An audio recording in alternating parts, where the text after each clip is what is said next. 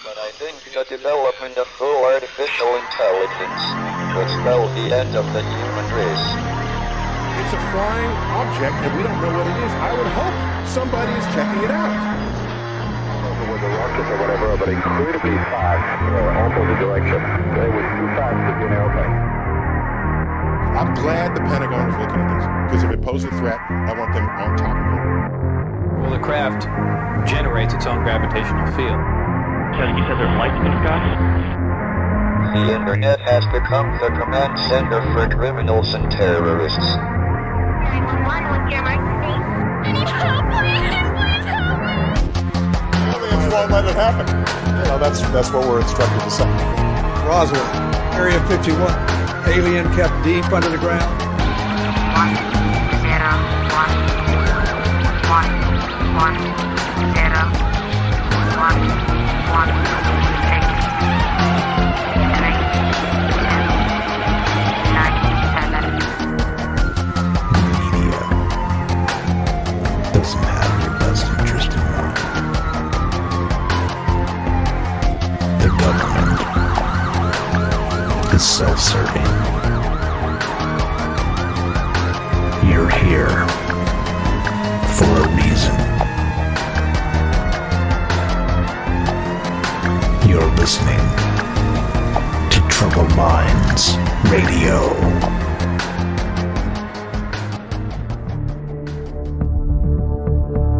Broadcasting live from a secret bunker just off the extraterrestrial highway.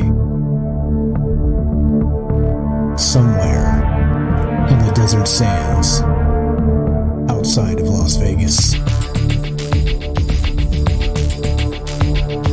From somewhere in space-time, loosely labeled Generation X on planet Earth.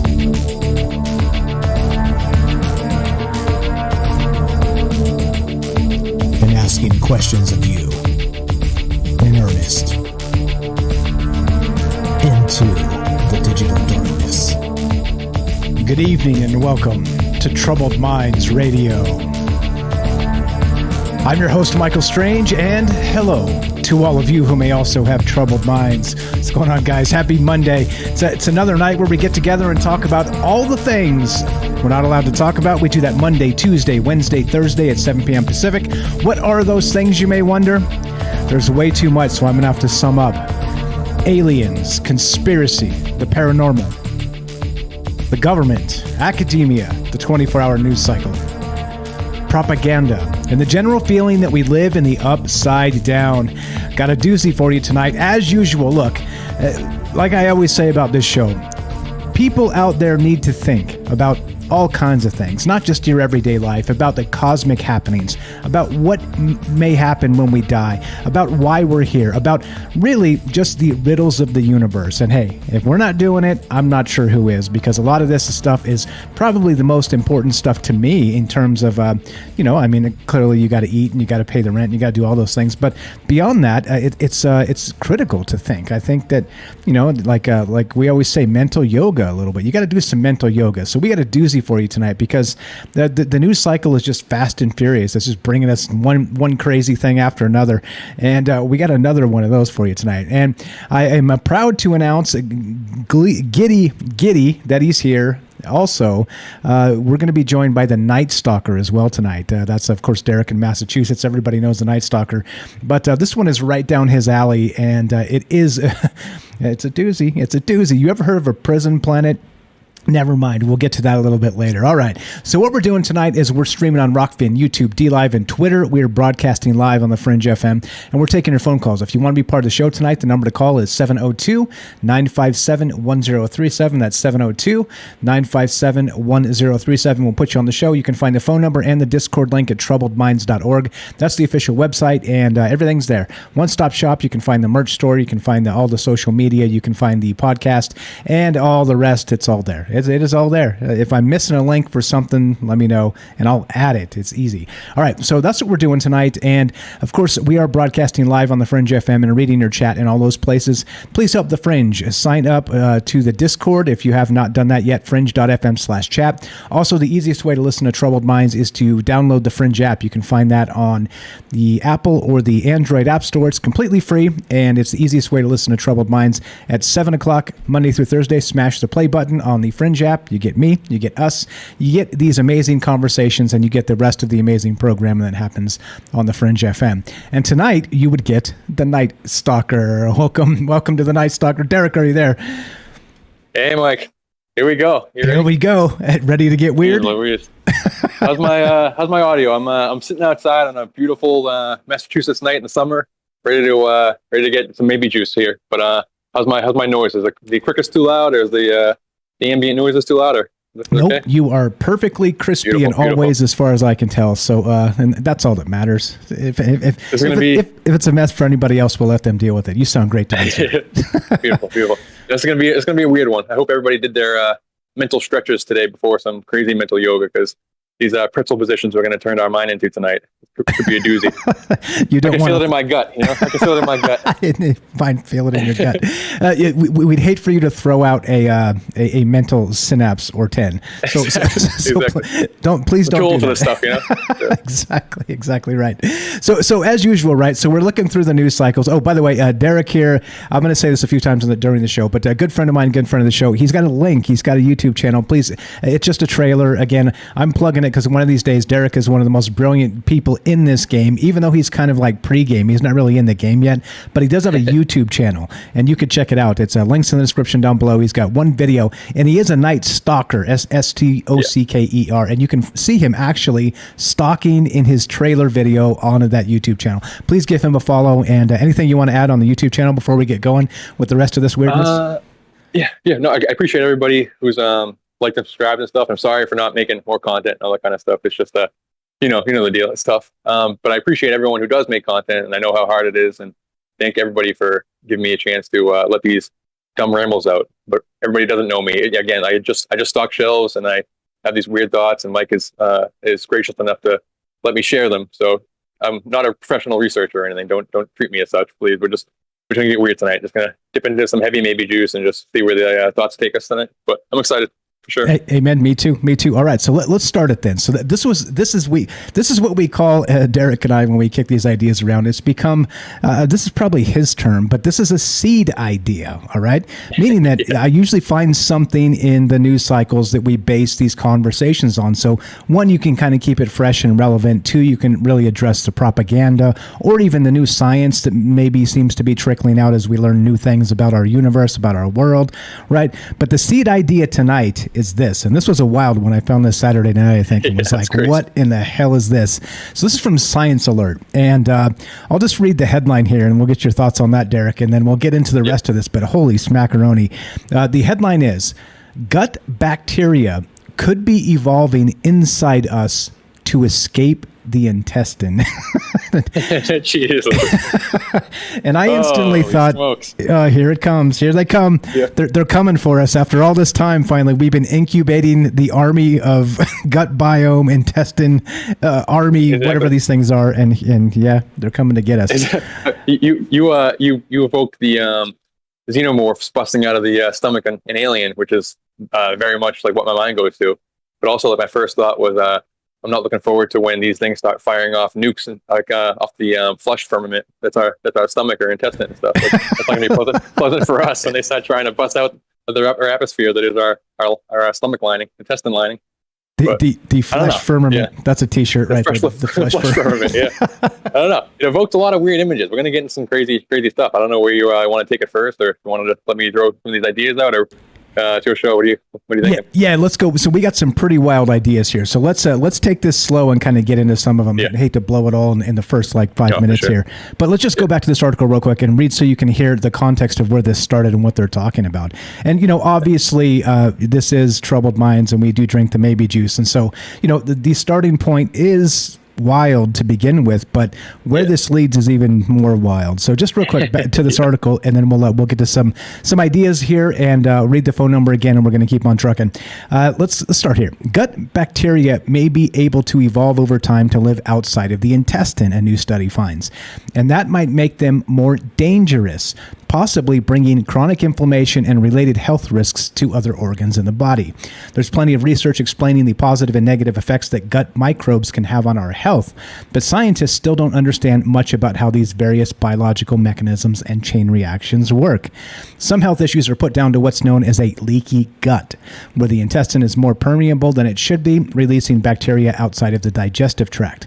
However, there are lots of unanswered questions about the condition, including whether it's a symptom or a cause of inflammation problems.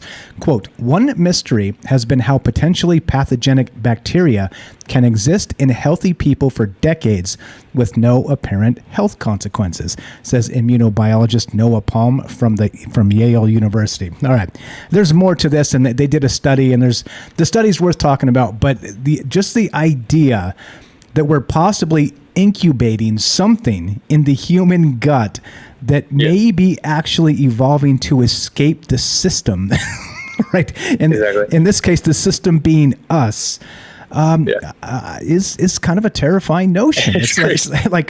Yeah, I don't know. So go ahead.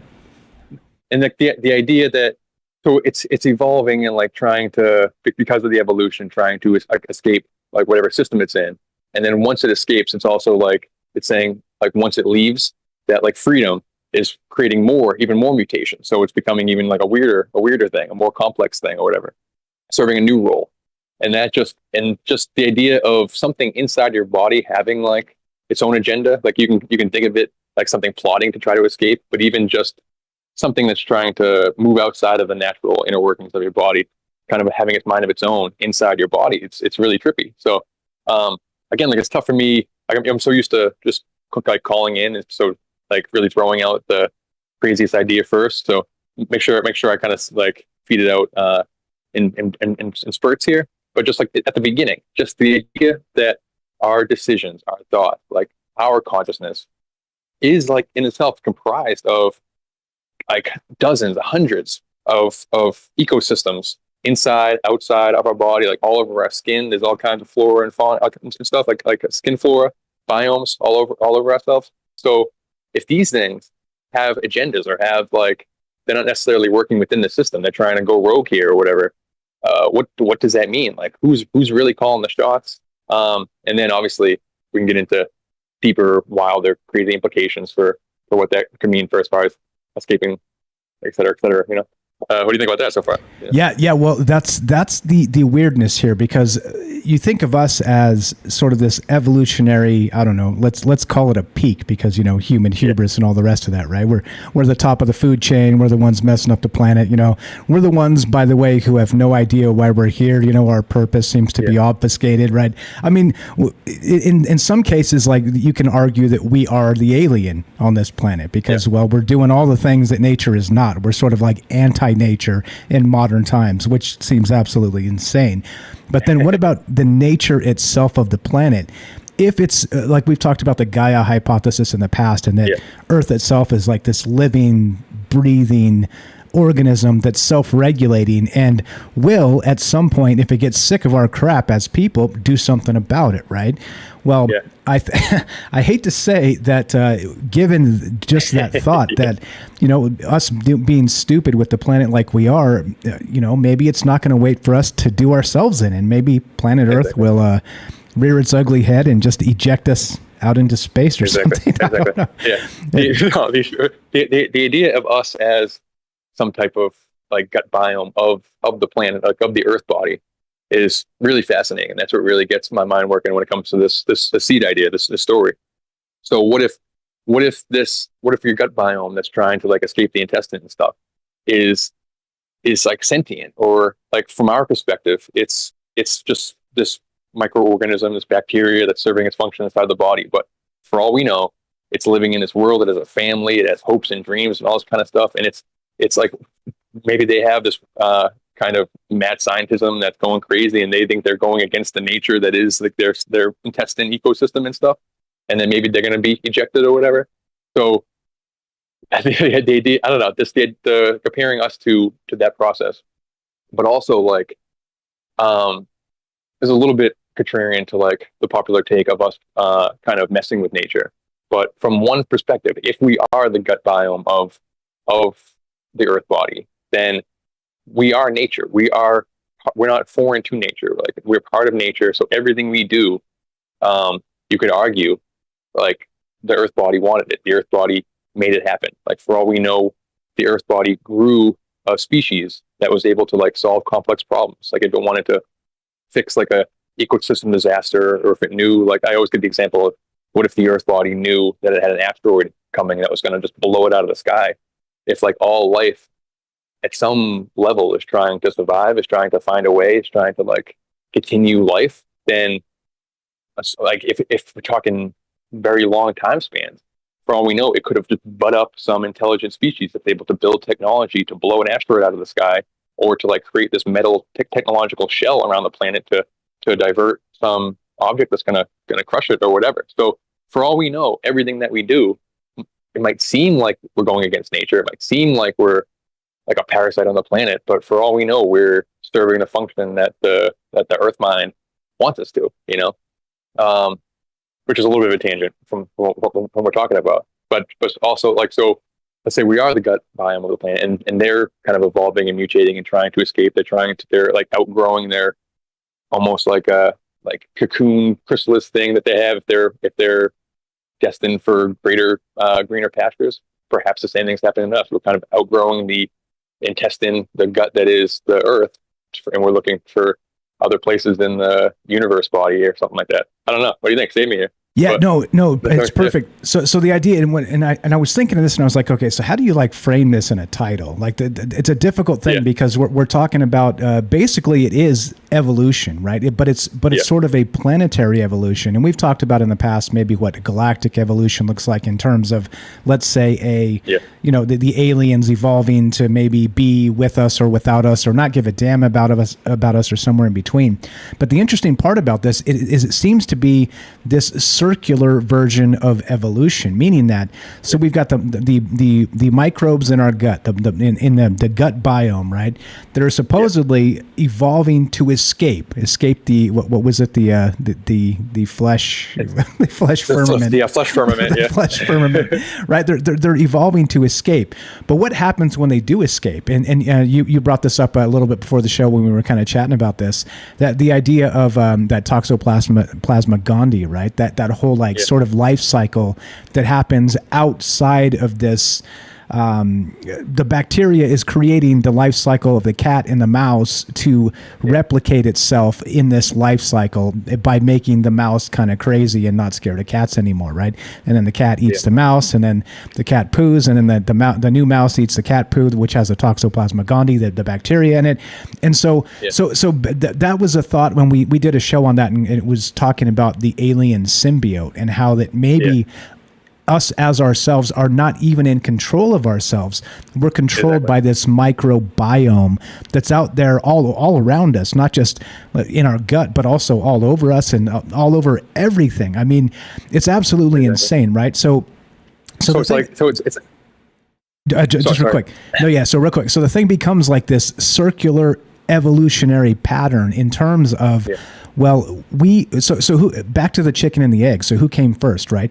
And are we here just as some evolutionary incubation system for that maybe even sentient microbiome to ascend or something? I mean, like that starts to get super weird when you think about that. For sure. That's for sure. So circular planetary evolution, I guess, is a good way to put it. But yeah, go ahead. Sorry about that. No. So as far as like the toxoplasmosis type of stuff, the idea that there's like parasites and gut bacteria and stuff that's driving the higher consciousness, like the whole body collective. Like if leaky gut is like a similar symptom to this process of them trying to escape the gut or whatever, like perhaps they're giving us cravings, like your desire for sugar. Like if you wake up in the morning and you're craving some like sour gummy worms and stuff, That's not because like your body knows it's really healthy. It's like your gut biome is like feeding you this message. It's like, eat, devour sugar. You're hooked on sugar. Eat this, eat this. So if these elements of our body, these different little hive consciousnesses of our body apparently have these goals that go outside of their natural system to perform functions that go outside of what we thought they were supposed to be doing. All we know, our gut bacteria that's trying to escape is telling us to eat these terrible processed foods, terrible junk that we know is not good for us, but we're craving it, we need it, because our gut biome wants us to create all kind of holes in our stomach or leaks in our gut to create avenues to escape, you know? And again, like, I'm not saying we're living in a prison planet, but it's just fun to throw the maybe juice stuff out there. But the idea of like launching nukes up at the atmosphere, or like doing crazy kind of rituals or shaking the planet to do kind of crazy geoengineering type stuff to like bust your way out of there, it could be seen as like almost having the same type of thing, you know. And then as far as like the loop of evolution, it raises the question of like, all right, so what happens if these things do escape the intestine? What happens? And then what happens if they escape the body entirely? And then fast forward a million years, fast forward a billion years. Like, do these things, what will that evolve into? Will it evolve into some type of, will it just stay as a simple bacteria, maybe become a little bit more complex, but still like microscopic? Will it eventually evolve into some type of like animal, like some type of like monster creature? Will it eventually evolve into some type of like sentient, like bacteria hominid species? Like, will it become us? Like, did we come from some type of bacteria? Like, is our origins this bacteria thing? Like, when they talk about this primordial soup and that kind of stuff, is that what the metaphor is actually implying? That like it all started in this bacterial form, and what if that is inside the body of a godhead type thing? You know? Sorry, I'm rambling, but does that make sense? No, yeah. Well, of course. I mean, we're drinking the maybe. Yeah, I mean, like, sorry, I just no, it all makes sense. And so the weird thing too. So let's say that from the gut biome, the microbes are trying to escape.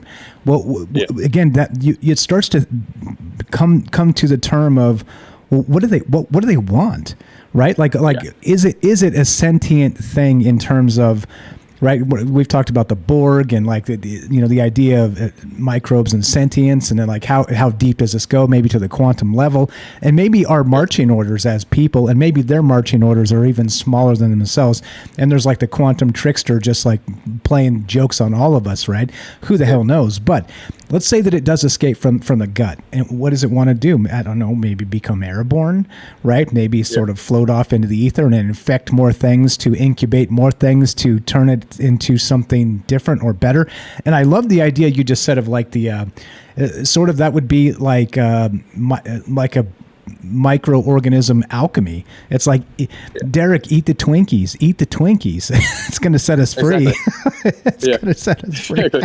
I mean, it's almost like Honey, I Shrunk the Kid style. Like, oh, we're trapped inside the stomach. We got to like make sure we got to like convince this person to throw up. You know, so you like tickle the stomach lining or do something to make the person sneeze so you get blown out of the body. Like, this is obviously much more complex than that, but just it's the like, we assume that our decisions are from our mind, that we're calling the shots across the board, but we're not. We're definitely not, and we know that by the habits we want to break and all that kind of stuff. So you always usually like kind of lay out the questions for callers to throw out there. So real like we can talk about all these things much deeper when we come back, but I just wanted to throw out just the questions of like, where does this go? I mean, as far as like we didn't even talk about the animal type stuff, but where does this go as far as the gut biome itself? Is this like, what happens to them? Like, what's the future as far as what does that create? Are they going to go airborne? Are they going to become another creature? What does that mean for us? Like, for all we know, these sorry, we're running out of time. How are we looking for time here before I start going on this tangent? You're good. You got like 15 seconds. Yeah, okay. Let's save it then. Yeah, call in though. That's all I want to say. Give us a call. Actually, I forgot to put up the phone line, so if you called, sorry about that. If you want to be part of the show, we are taking your calls at 702-957-1037. Let's get totally weird. So that's 702-957-1037. This is Troubled Minds. I'm Michael Strange. We're here tonight with the Nightstocker, and we're talking about this circular planetary evolution. I can't say it properly. But what does this mean? Are we actually in control of this, or is something else in control of us? And what does it mean for the larger picture. One more time, 702-957-1037. This is Troubled Minds. I'm Michael Strange, here with the Nightstocker. Don't go anywhere. More of The Great Escape and the circular planetary evolution and your calls when we return. Be right back. Don't go anywhere.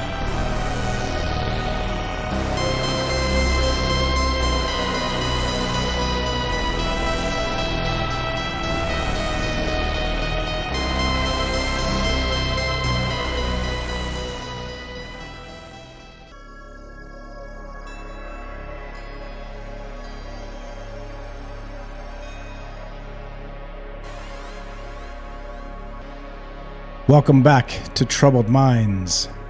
I'm your host, Michael Strange.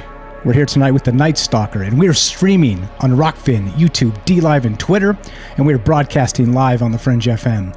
And tonight, we're taking your questions now that the phone lines are up. Sorry about that. Like a knucklehead, I didn't engage them as I thought I should properly.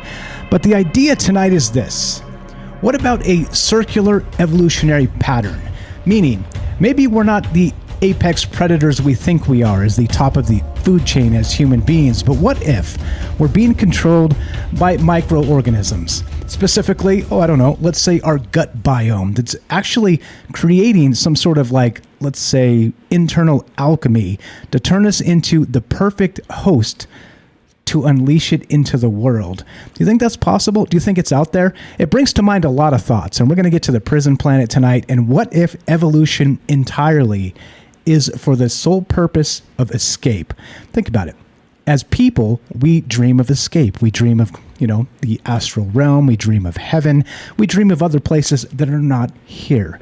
Almost like that's the next evolutionary step. We talk about ascension. If you're religious, you might talk about the rapture, all the rest of this stuff. So I wonder, given all the things we know about evolution, and of course all the things we don't know, is that possible? That we're really not, let's say, what we think we are, and we're just hosts for something smarter, possibly more sinister, and, well, I don't know. Love to hear your thoughts. Derek, let's welcome Derek back, the Nightstocker. What's up, brother? Hey. All right. We left some important threads out of the beginning, out of the intro. I know we got Matt on the line here, but can I give a little 5-minute spiel here before we bring in the calls and have Matt blow our brains up? Of course, do it. Some awesomeness. Of course. All right. Just take a second, Matt. 1 second. All right. So from the other night on Saturday on the supporter show, we talked about a little bit like the kind of the trajectory of consciousness, and kind of like just one idea as to how consciousness kind of evolves and moves around. If I can just kind of repeat that for 1 second. I think I've heard this described as the law of one, but I'm not positive about that. But just kind of the way I heard it was how if consciousness isn't everything, it would form in the shape of crystals or sedentary objects like stalactites and that type of thing, things that would come into form over a very, very long period of time and have a very minimal amount of experience it's taking in from its surroundings. And then you have plants that come into form relatively quickly. They have a limited experience because they're stationary, and then they die. And then you have animals that come into form pretty quickly. They can roam around, so their consciousness on the move that can experience much more things now. Much more novelty comes in. And then you have a human, which is also an animal, but we have a kind of a different form of consciousness where we come into form pretty quickly with consciousness on the move. We can experience a lot, but then also we can manipulate our surroundings a lot. We think about ourselves. We can we build stuff. We kind of have that reflection aspect to us, So from there, where does it go? It could go to some ascension type thing where we leave the physical vessel entirely, or we go to some transhuman thing where it's consciousness coming into form on the move, but without the need to survive. Could be in a robot body, whatever, without the need to find food and find water and that type of thing. But just if that is the trajectory, and then I've been noticing a lot of these weird animal behaviors lately that we can get into later if we want to. But there's a lot of weird stories about chimps entering the Stone Age, weird crow and raven behavior, they're doing math and about buoyancy and all kinds of crazy stuff. We have gophers digging wells and starfish organizing in crazy collectives and just different things. Obviously, animals are very smart, but the idea that maybe they're adapting more of a human type of consciousness where they're kind of acting outside of their regular role in nature. And is that happening because as we're kind of ascending or going to a new type of consciousness, it's something that's going to try to fill that role. And if we are part of this like greater Earth biome, then we have a purpose within inside the whole collective. If we leave the role, something else has to come in and to tie that, and that could be like chimps or any other type of animal. And from the article we're talking about, from the seed idea, it says, in other words, within a human host, a niche may open up within the intestines as some non-harmful strains move on to another people. Yeah, so saying like it can leave your body and become contagious and pass from person to person. That's how like viruses are spread. So in other words, within a human host, a niche may open up within the intestines as some non-harmful strains move on to other people, giving other bacteria in the gut room to evolve. So when these things escape and they leave, something else has to take its place. So if we say go to this transhuman future, if we like destroy ourselves, if we ascend to the 5D next level thing, if we leave our mortal shell, if we just go to space and just leave the Earth entirely, will something else act as what we were, or take that niche that opens up and start to develop this weird human consciousness? Those are the questions I want to ask. Have you noticed weird animal behavior, like for starters, like, and do like, what do you think about this idea? And then also just the greater idea of how does that evolution kind of flow? Where do you think we're going? What does that mean for the other things on the planet? What does this mean for these gut biomes? Are we seeing in 1 billion years what's going to be the dominant species on this planet after we're long gone, and even the monkeys are long gone and the octopus are long gone and that kind of stuff? And sorry, I know Matt's waiting, but just real quick, like I want to give this analogy. I was talking to Rivers this morning about it, just trying to brainstorm for the show. I'm trying to repeat what I said there as best I can. Shout out Rivers. But the idea, like, what if caterpillars like don't know what they're going to what they're going to become after they go into their cocoon or the chrysalis or whatever? So just for the analogy, I know it's like a goo inside the chrysalis, but just imagine it's thinking like, oh yeah, this is going to be crazy. I'm going through my change. I'm going to like, maybe I can get like longer. I can like crawl faster. Maybe I can get a few extra feet. Maybe I can get some like antennas that would be pretty cool and serve a purpose, or sharp teeth, and I can start crunching these leaves much better. And then it busts out of the cocoon and it's a butterfly, and it's like, what happened? Like, I wasn't expecting that. I have wings now. I can fly around and do all kinds of crazy stuff. Like, what's going on? So what's this gut biome going to become when it escapes the body? But also, what will we become when we leave the gravity well of the Earth? Like, they talk about us like getting bigger heads and spindly bodies and the alien body like idea. But there's a lot of theories that like we can't even comprehend what we're going to be. That there's no point of reference. So when we leave the body, who knows? We might become these butterfly versions of like our caterpillar form we are now. So what do you think about that idea? Call in, let us know. I just wanted to get that out. Sorry, Matt. You're good. You're good. 702. Appreciate it. 702-957-1037. So let's run with the butterfly thing for just a smidge here. Yeah. So what if we actually, when we, leave this body, we've actually been, let's say, I don't know, I hate to use the term groomed because, well, that's become a thing we probably shouldn't say. But let's say we've been cultivated by some force we do not know to become that butterfly, and the butterfly is going to shock us as much as it shocks anything else out there, and maybe we become, I don't know, astral predators or something. Something crazy. Who knows? Who knows? I'd love to hear your thoughts on this. We're talking about that's right, a prison planet tonight. What about this idea? What about the gut, let's say, microbiome evolving to escape our stomach and our gut, and to become what? To become airborne, to become, who knows what's going on. One more time, 702-957-1037. We're here with my good friend, the Nightstocker, and we're also with Matt in California. Matt, you're on Troubled Minds. Go right ahead, my friend. Thanks for being patient. Matt in Colorado. I'm sorry, Matt in Colorado. I did it again. That's his pet peeve. Matt. Yeah, I'm broadcasting from my cave. Can you hear me okay? Yeah, loud and clear. Go ahead, sir. Go ahead. Going on? Okay, great kickoff to the program, man. Jumped right into it. The gut flora, the bacteria in there. I wrote a book about healing the gut, and from the stuff they're putting with the plants, GMO sort of stuff. Not going to name names, but that stuff kind of rots your guts out. And That's why it causes a lot of those issues. But what in researching that book and writing that book, it's really interesting that the helpful gut biome flora and bacteria that exist in there, it comes into our guts, our lower intestines, into these folds. We have really small folds. It comes in like when you're a baby. And what happens is it gets embedded in that and actually kind of becomes part of you. Now, in a way, it's sort of a parasite, but it develops this symbiotic relationship with humans. So it's been said, and I think it's pretty much good science, that the human body in and of itself cannot digest a vegetable. So you have no ability to digest and process a vegetable. What happens is it's this healthy gut flora that is responsible for breaking down the cellulose fibers in the gut. So, that's really cool. It's a symbiotic relationship. And I had a note here about consciousness.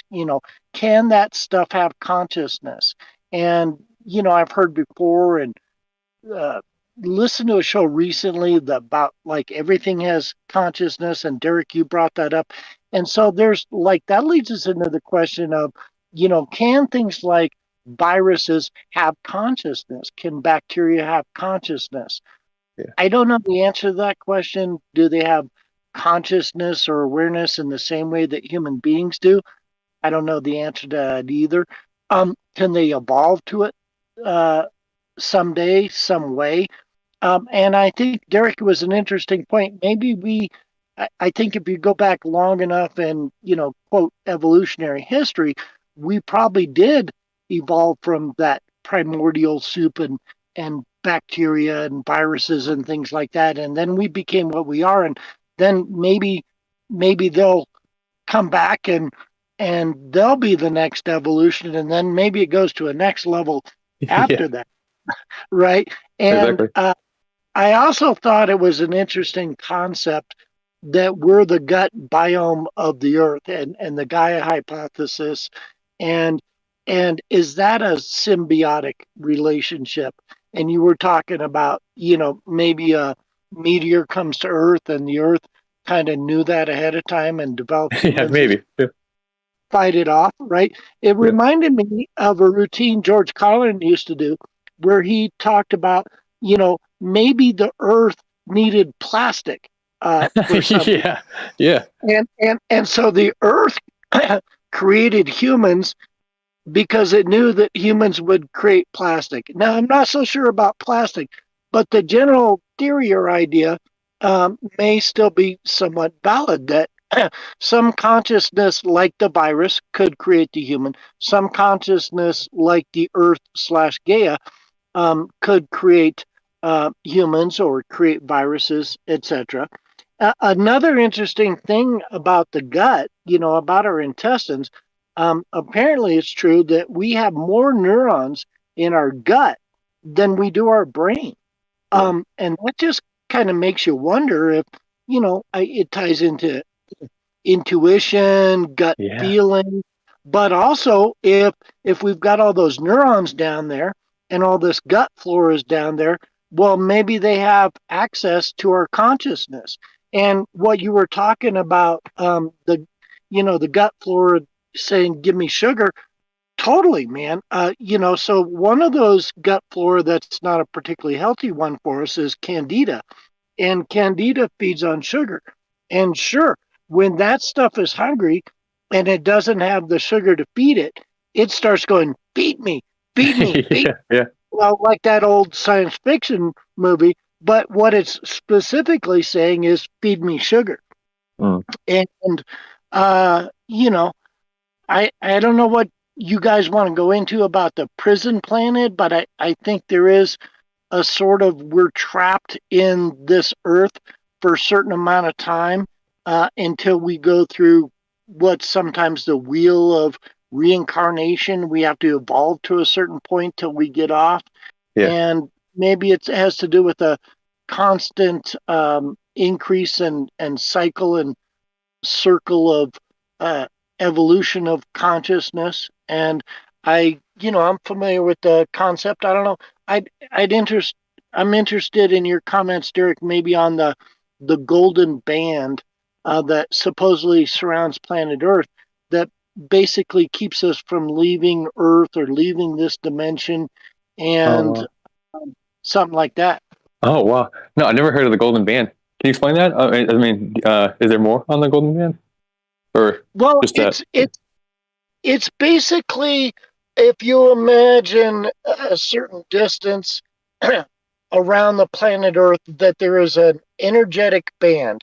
Yeah. Okay, say at the astral level, there's an energetic band that, because you're either at furthest can get to astral, but normally below that, that you cannot pass this band. It's sort of like a force field. So, like in dreaming or astral Oh, yeah. travel, you bump up against it and you can't get through it. So you can't get to the higher dimensions. And so basically that creates somewhat of a prison planet where you have to go through all your different reincarnations, and there's sort of no way to escape that. Now, in my Oh, wow.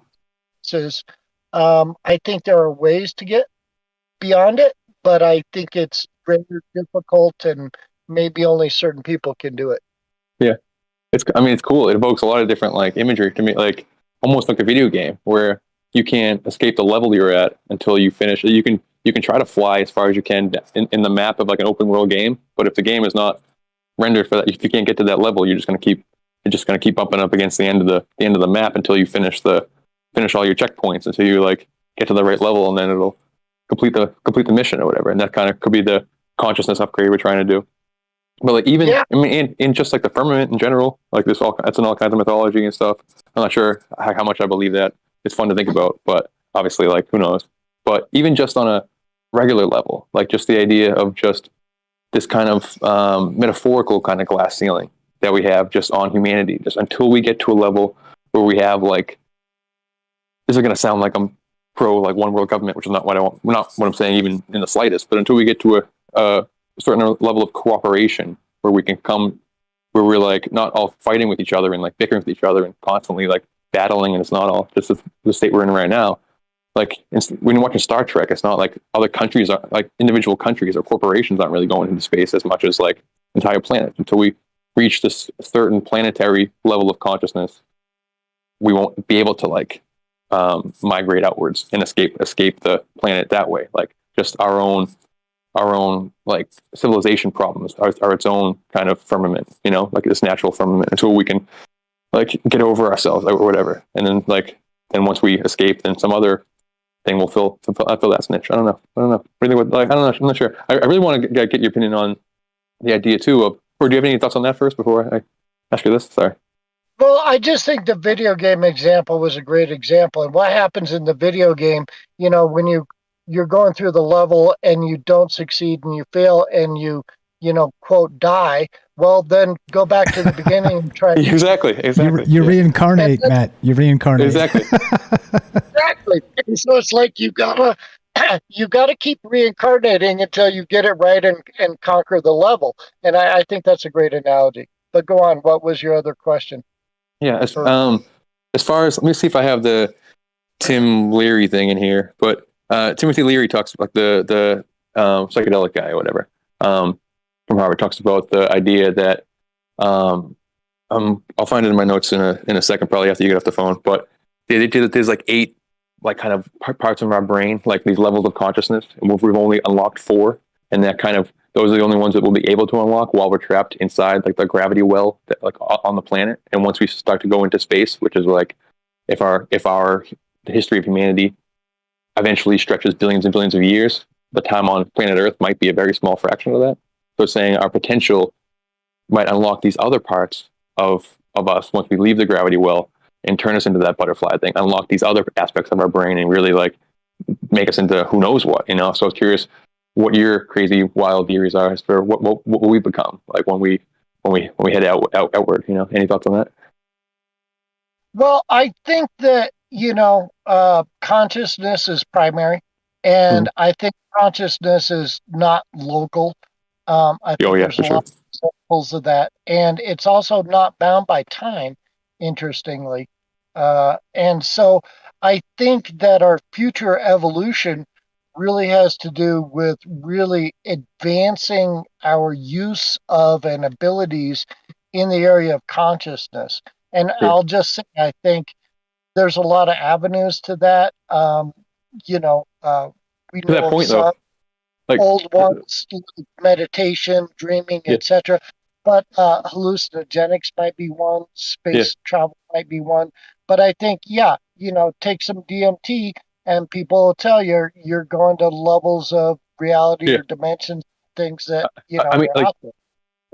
to that point, like I agree that we're more receivers or like transceivers of consciousness. Like the brain's not really generating it on its own. So just the idea, if it could be an evolution of the consciousness, like big C consciousness might stay the same, but it's being filtered through different gradients of different types of radio, more advanced or different radio. So the sound quality or the what's spat out on the other end will be different. So under this theory, we're half of our, like under this Leary theory, like half of our radio isn't really working because we're on the planet. And then once we escape the planet and we're flying off in space, then the whole radio is working. And what we're, so like when consciousness beams through it, we're getting the full spectrum of the entire, what we're supposed to be getting, so we might turn into this whole other thing. All our powers could be unlocked. We could be going fully astral whenever we could, who knows what. That's the thing. It's like, we have no clue, so that's where my head was going with that. Sorry, I'm rambling, but yeah, sorry, Mike. I agree with you. I think that, up the level from the brain to the level of the mind, which I think is different, and then the level of consciousness, which I think is also a bit different and intersects. I think it is a transceiver, and I also think that consciousness, kind of what I'm saying, can almost be a vehicle. Vehicle for an exploration of different levels of reality and maybe even different dimensions, and that can become sort of a transdimensional way for us to explore things, either within or without. Yeah, that's awesome. I know we're low on time, but yeah, what do you think, Mike? Yeah, great stuff, Matt. I appreciate the phone call. Lots of things to think about here, and I think back to before I let you go, Matt, the idea of the prison planet, and the reason I brought that up is it sort of hits this in the periphery of that circular sort of evolution, meaning that if whatever's trapped in our gut biome through that flesh firmament, as so aptly said by Derek there, if that's a thing, and we talk about as above, so below. So is it possible that we and our consciousness, that non-local consciousness you're talking about, is actually calling us from here somewhere else? And so this entire thing is not just, let's say, a planetary cycle of a biome in particular, or even at the quantum level, like you could take it that small, or maybe it's something else entirely, and that all of this is part of one big chain of events, that fractal type stuff. Exactly. Yeah. So like that big urge to look up that we've had all through humanity, of the urge of like, the moon is almost touchable. I can reach that. I can bust out of here. Is really just kind of like the same feeling that this gut biome has. It's like, look at that. Ooh, that other part of the body. I want to get into that part. I can bust out of this intestine. Maybe It's all just like one big cycle. Exactly, the big cycle. And that's what I mean. So that's what I meant by the prison planet. And maybe it's just in different levels of fractal. I don't know. Matt, you're the best. I appreciate the phone call. Matt here, good friend of mine, good friend of the show, has got a book called Escape the Matrix and Explore Reality, a guide to radical transformation and empowerment. Links in the description. Matt, you're the best. Thanks for hanging out. Thanks for the hot takes. Always a pleasure, my friend. I appreciate it. You guys are great. Hey, 20% of those free copies are gone, so if you want one, get one. Get one. Free. Thanks a lot, man. Really great show. Really great call. Yep, fantastic call. All right, so what we're going to do, we're still here with the Nightstocker. We're talking about the Great Escape, circular planetary evolution. Does this have something to do with the fractal? Does it have something to do with consciousness? What happens if all of us within the Earth boundary are trapped and our only evolutionary aspect is to escape? I don't know. Does it make any kind of sense to you? Love to hear your thoughts. 702-957-1037. That's 702-957-1037. This is Troubled Minds. I'm Michael Strange. Call in. You got questions for Derek? You got him. You got questions for me? We'll be here. Don't go anywhere. More Troubled Minds on the way, and your calls as well. Be right back.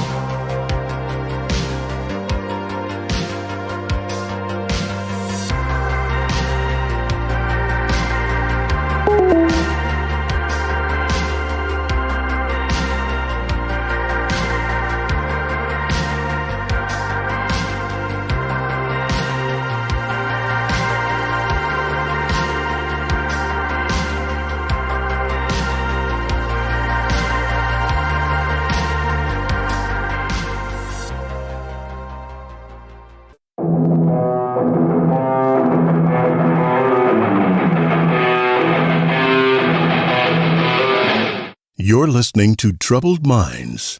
Join us as we discuss an upside-down world that nobody seems to notice.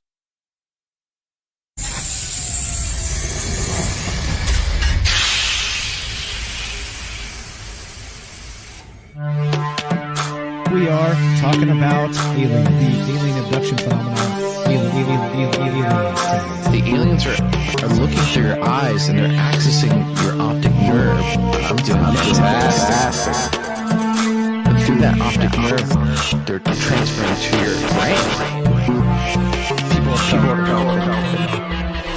random images as they traverse neurons in their brain. All right, so maybe, and they also feel them planting or receiving memories or ideas or images.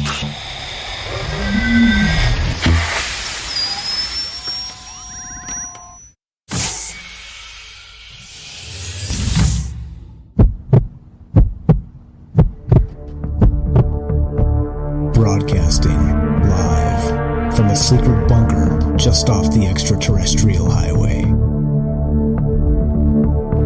Somewhere in the desert sands outside of Las Vegas. From somewhere in space-time, loosely labeled Generation X on planet Earth.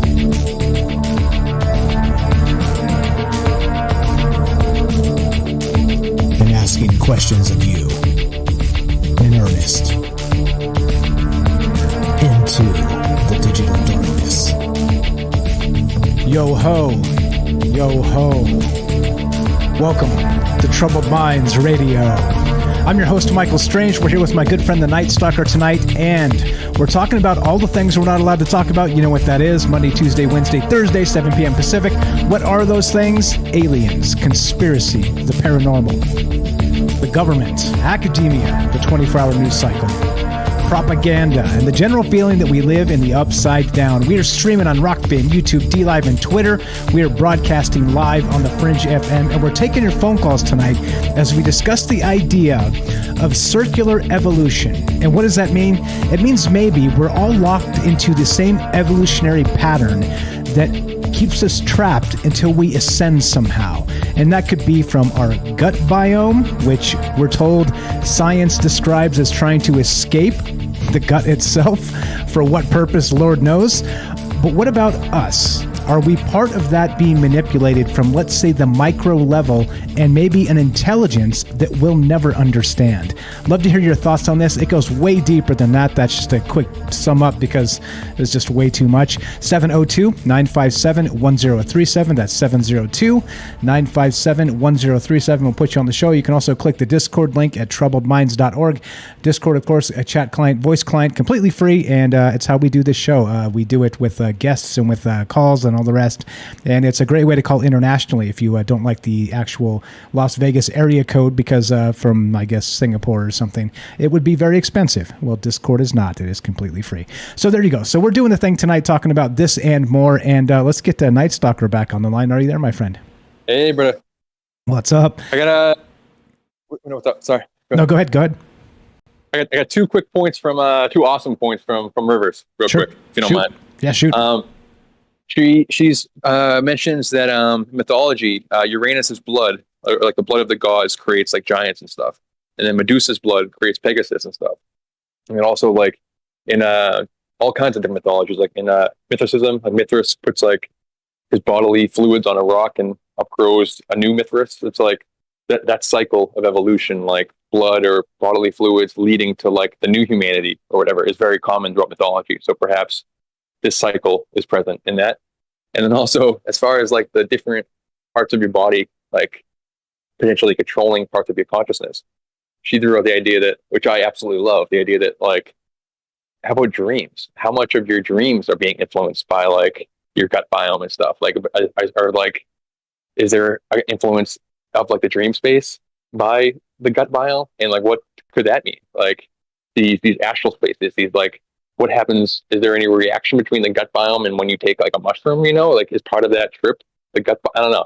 I'm probably butchering her point, but I just thought that was a kind of cool thing to toss into the maybe juice. But yeah, great stuff so far. I'm really having fun. Yeah, totally. Thanks for spending your time with us. Always a pleasure. So that's the question tonight, right? It's complicated as usual, right? This is Troubled Minds, so we kind of don't take on just the not complicated stuff. We take on the stuff that's complicated because, like I said, if we're not doing it, I don't know who is. It's easy to talk about politics, or it's easy to talk about what's happening, down at the local, let's say, I don't know, courthouse or something. But I'm not interested. I just, I'm interested only because I'm a human. But other than that, this other stuff, this non-human stuff, the non-local human stuff, it's what interests me more. Yeah. And so here we are. So what do you guys think? The question is back to the idea of a prison planet, and meaning that I love the point by Rivers there. Maybe this is all cyclical in terms of maybe the blood of the gods, meaning that whatever that is, that primordial soup is the beginning and the end, and we're just here swimming in it. I have no idea. And like sometimes that cycle is like part of like the ascension process too. It's like they're transforming into not always, but they're ascending to another level of godhood, and so they're leaving like a new form of life kind of behind. So, and there's all kinds of through occult studies. That's kind of the goal, is to achieve this godhood, this like deification of the self, and perhaps that like what we leave behind, our scraps, end up growing into, that's the primordial soup that creates what will become the new dominant species on the planet. And maybe we're seeing that already with the animals that are already here and stuff. I don't know. Crazy stuff. But yeah, sorry, go ahead. No, you're good. You know what's amazing too? So you brought up the idea of the butterfly and how it's like, the worm and stuff, and then it does the cocoon, and like the worm is like eating the leaves, and it's like, when I grow up and be a big boy or whatever this is, I'm gonna be this big monster leaf eater, and I'm, but then it's not at all. This like, giant awesome caterpillar. I'll be a super caterpillar, But exactly, yeah. But it does. You know what happens? Oddly enough, and like I think a butterfly is a fantastic example of this. Is that, let's say within a lifespan there is this bizarre evolutionary change. In not in terms of what evolution is, but it's so different from the life form that was to the life form that becomes. And not only that, back to the primordial soup, inside the cocoon, that basically larva, the caterpillar, rolling around chomping on the leaves and whatnot, actually liquefies. Like, it's so different that this thing turns into this ooze and like sort of realigns itself. I don't know about if saying on a molecular basis is accurate, but it like just becomes this goo and then solidifies into something with wings, and I mean something completely different. It's nuts, man. It's nuts. So what? Like we assume that we assume that we're the caterpillar transforming into the butterfly, and probably if everything's fractal, we would be doing that. But also, there's a chance that the caterpillar is the Earth, and all we're doing is just building some type of technological chrysalis for this thing to transform it into something else that we don't even know. Something like, who knows? Like we're just some type of like what creates the, like, I don't know. Like we're some type of just whatever like bacteria it's using to create its web or whatever, create its cocoon. That's just what we are on the Earth body.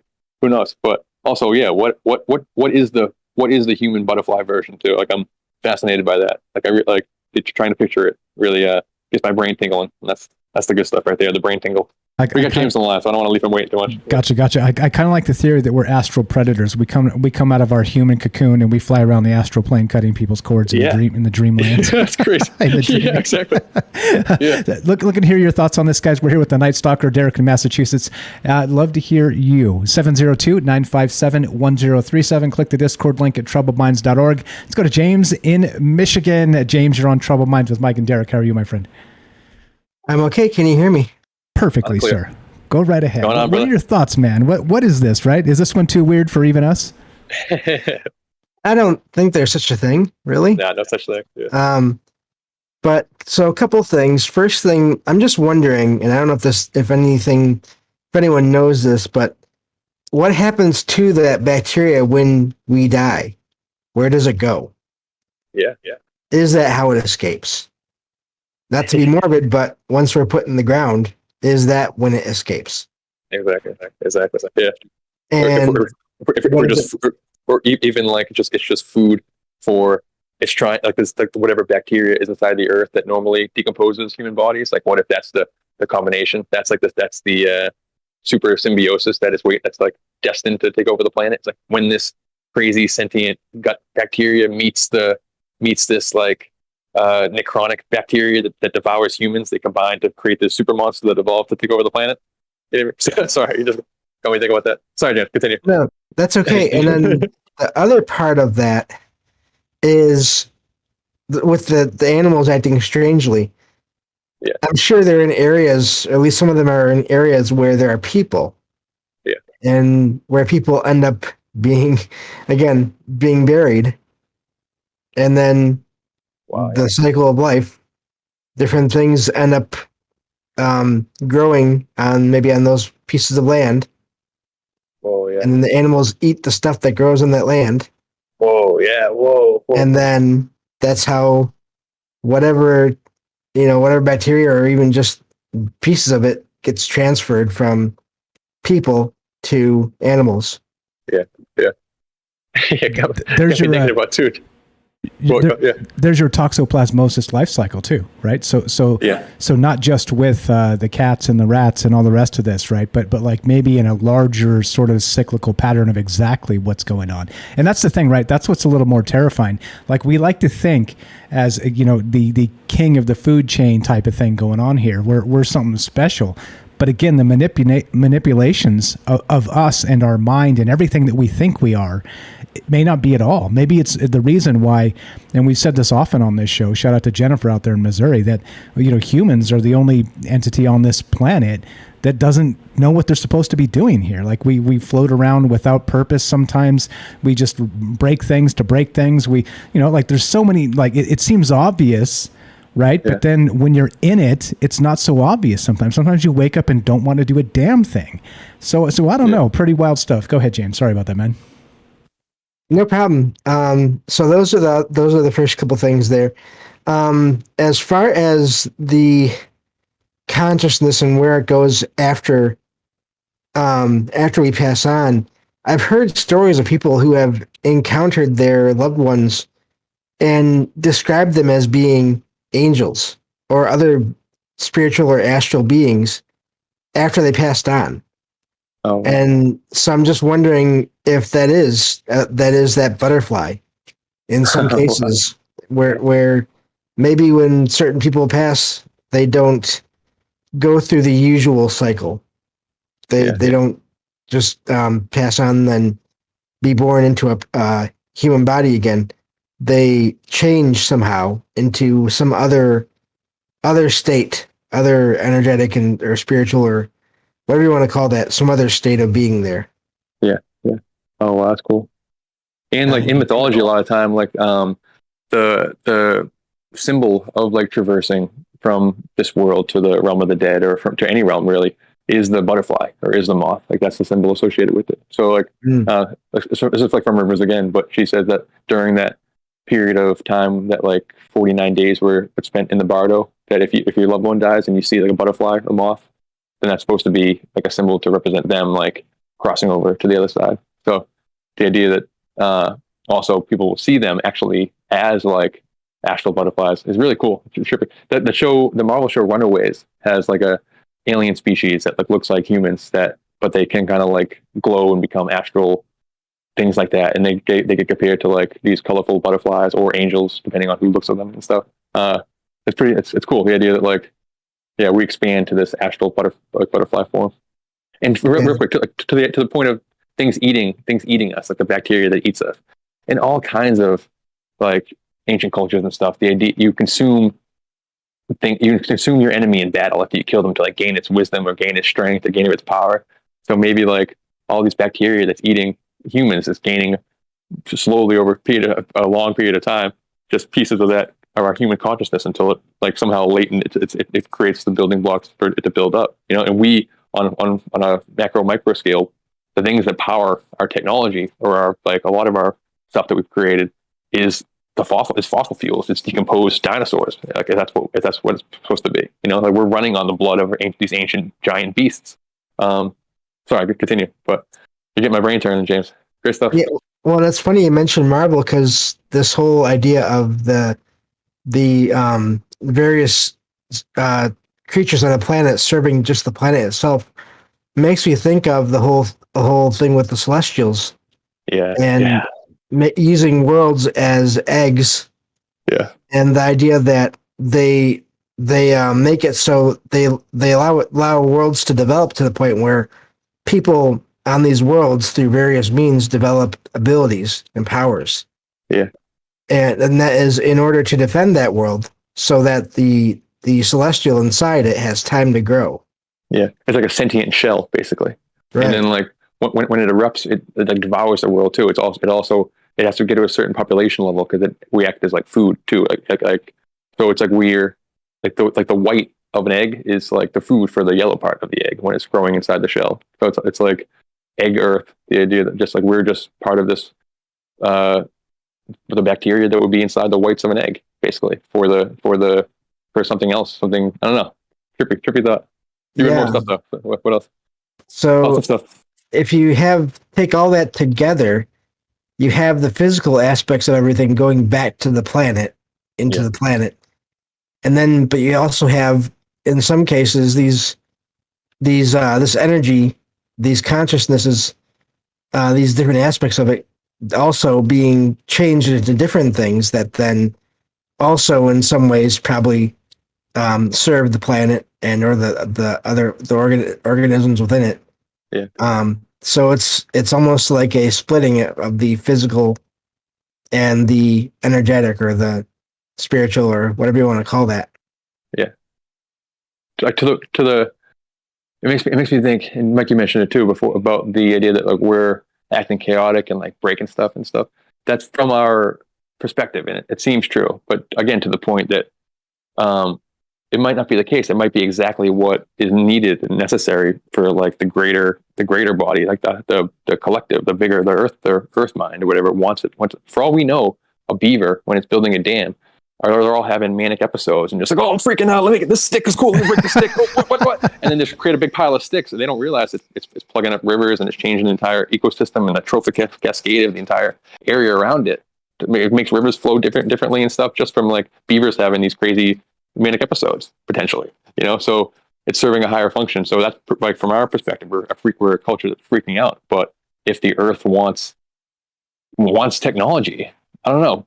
Sometimes when I'm driving home, and like I see birds on the road, like there's nobody else on the road because it's so early, and I see the bird. Like birds like the road, like animals like that we made roads, and they chill on the power lines and stuff. It's like not like I don't know. We are nature. Like everything that we do, nature's doing it through us.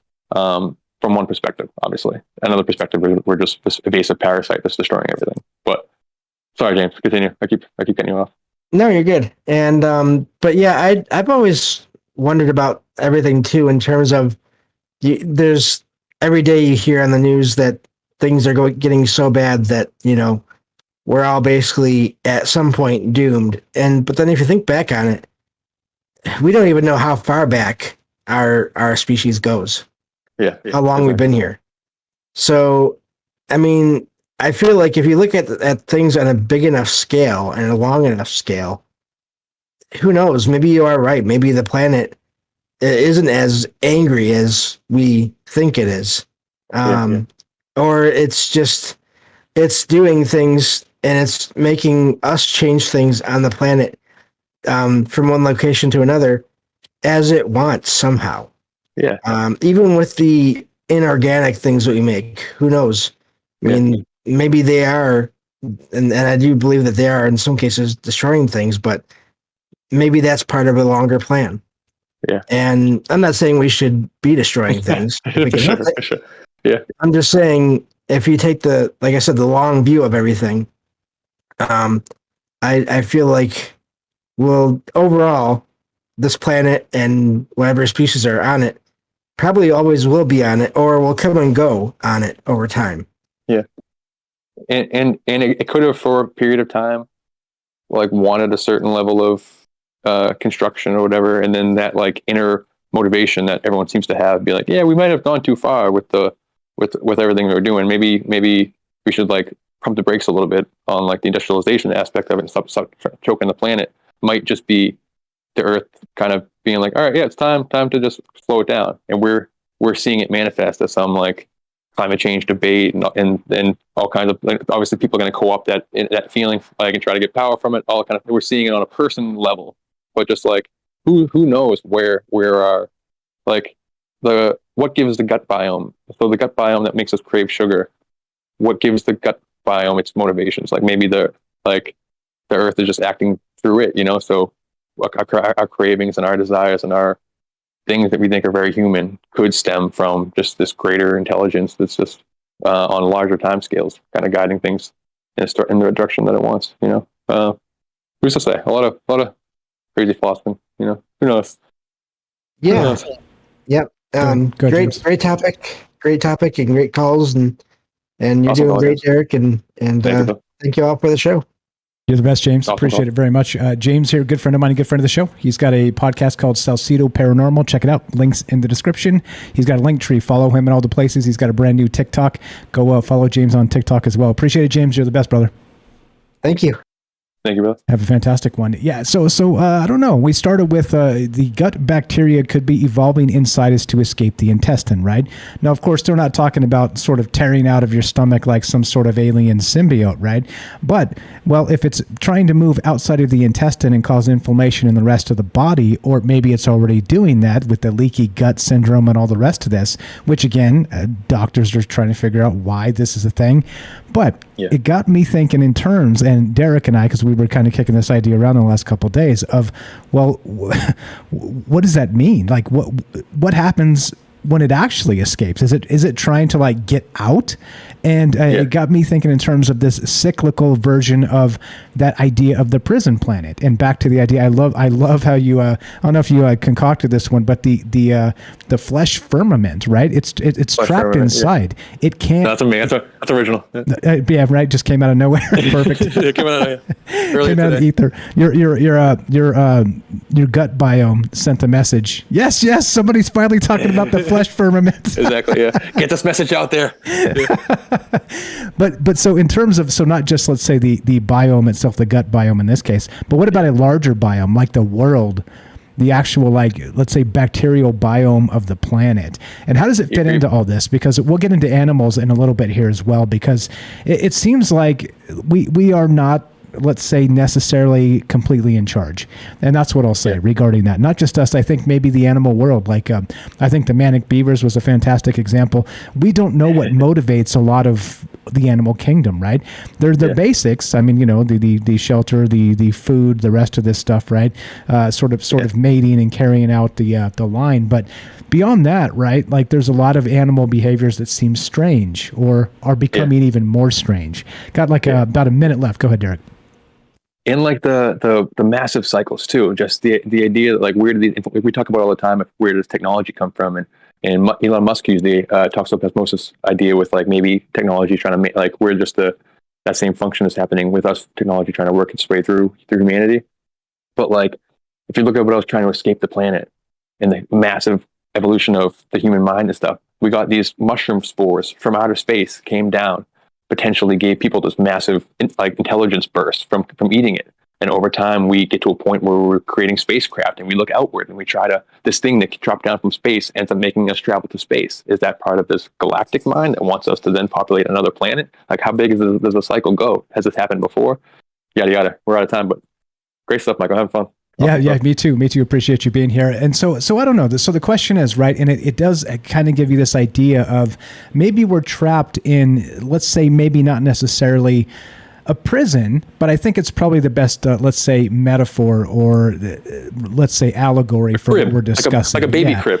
Like a baby crib that we want to crawl out of. We want to whatever it happens get over the to bars. Be. Yeah, or again, back to the butterfly and the cocoon. So there seems to be, like, something here that tracks. How much, though, is the question. And so love to hear your thoughts on this. What do you think? We're talking about the Great Escape, circular planetary evolution, let's say from a biome level, like microscopic bacterial level, or does it go deeper than that? Because, of course, we talk about the quantum world on this show. What do you think? too far off the rails even for troubled minds, or do you think we're right on the mark? 702-957-1037. That's 702-957-1037. This is Troubled Minds. I'm Michael Strange. We're here with Derek in Massachusetts, the Nightstocker, taking your calls, discussing, well, the prison planet. We're going to get to some wild animals in a second, like wild, not like wild, like wild, and your calls when we return. Don't go anywhere. Be right back.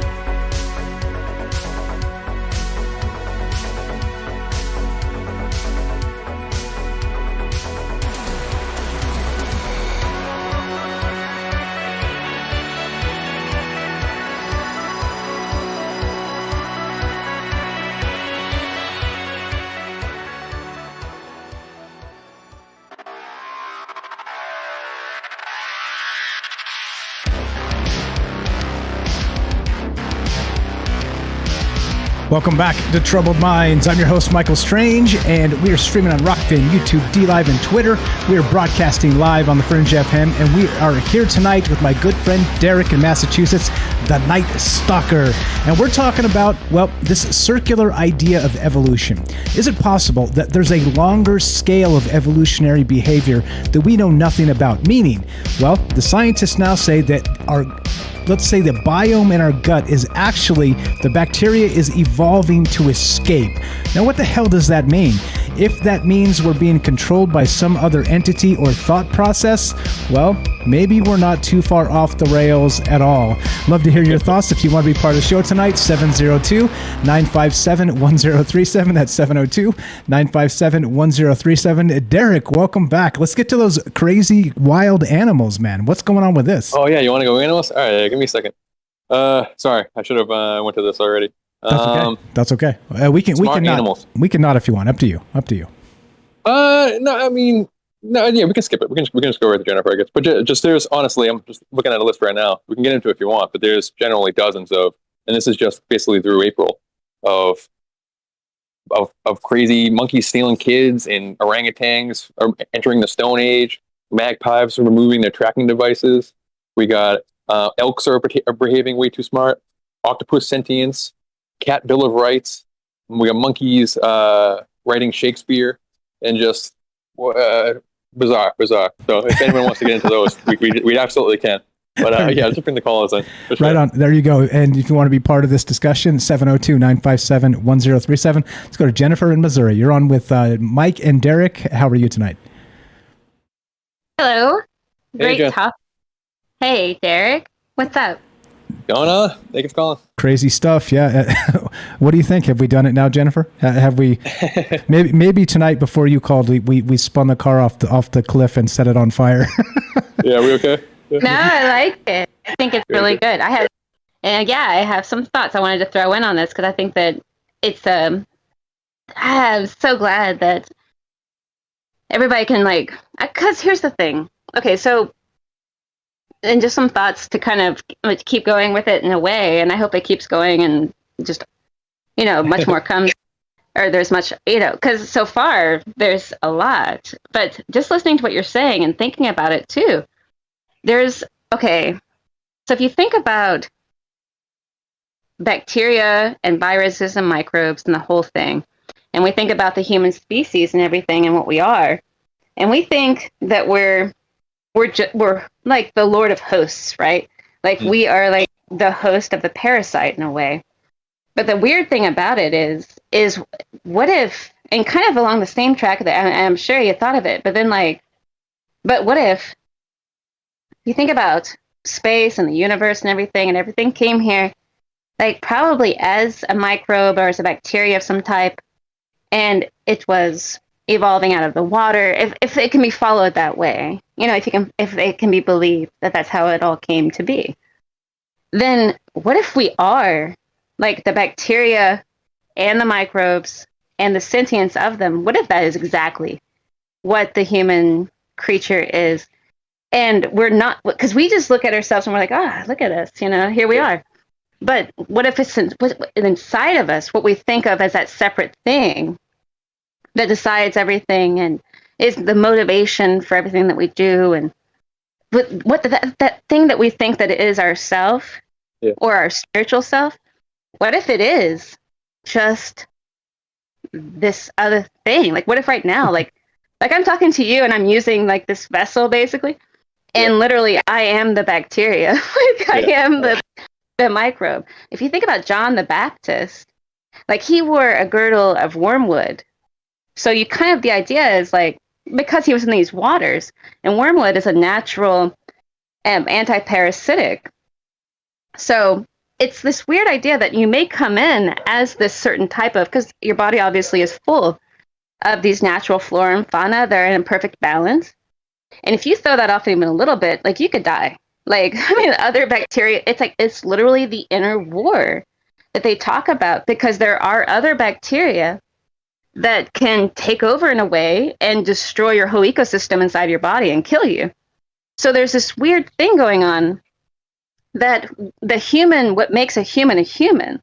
And the weird thing is, like, when you have this kind of cross thing happening where you have monkeys acting weird or any of this, if the bacteria from that makes a human spirit or makes any other type of spirit, because these things are invisible basically, if they should transfer over to these other animals and start displaying similar characteristics of what they came from or something like that, it could be that the same bacteria or the spirit of us is transferring over to another species.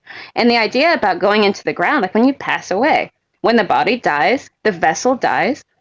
Like, we are the perfect vessel, like it, but at the same time, for what they may want to accomplish, but we're literally, because we're just kind of flesh and blood and the brain.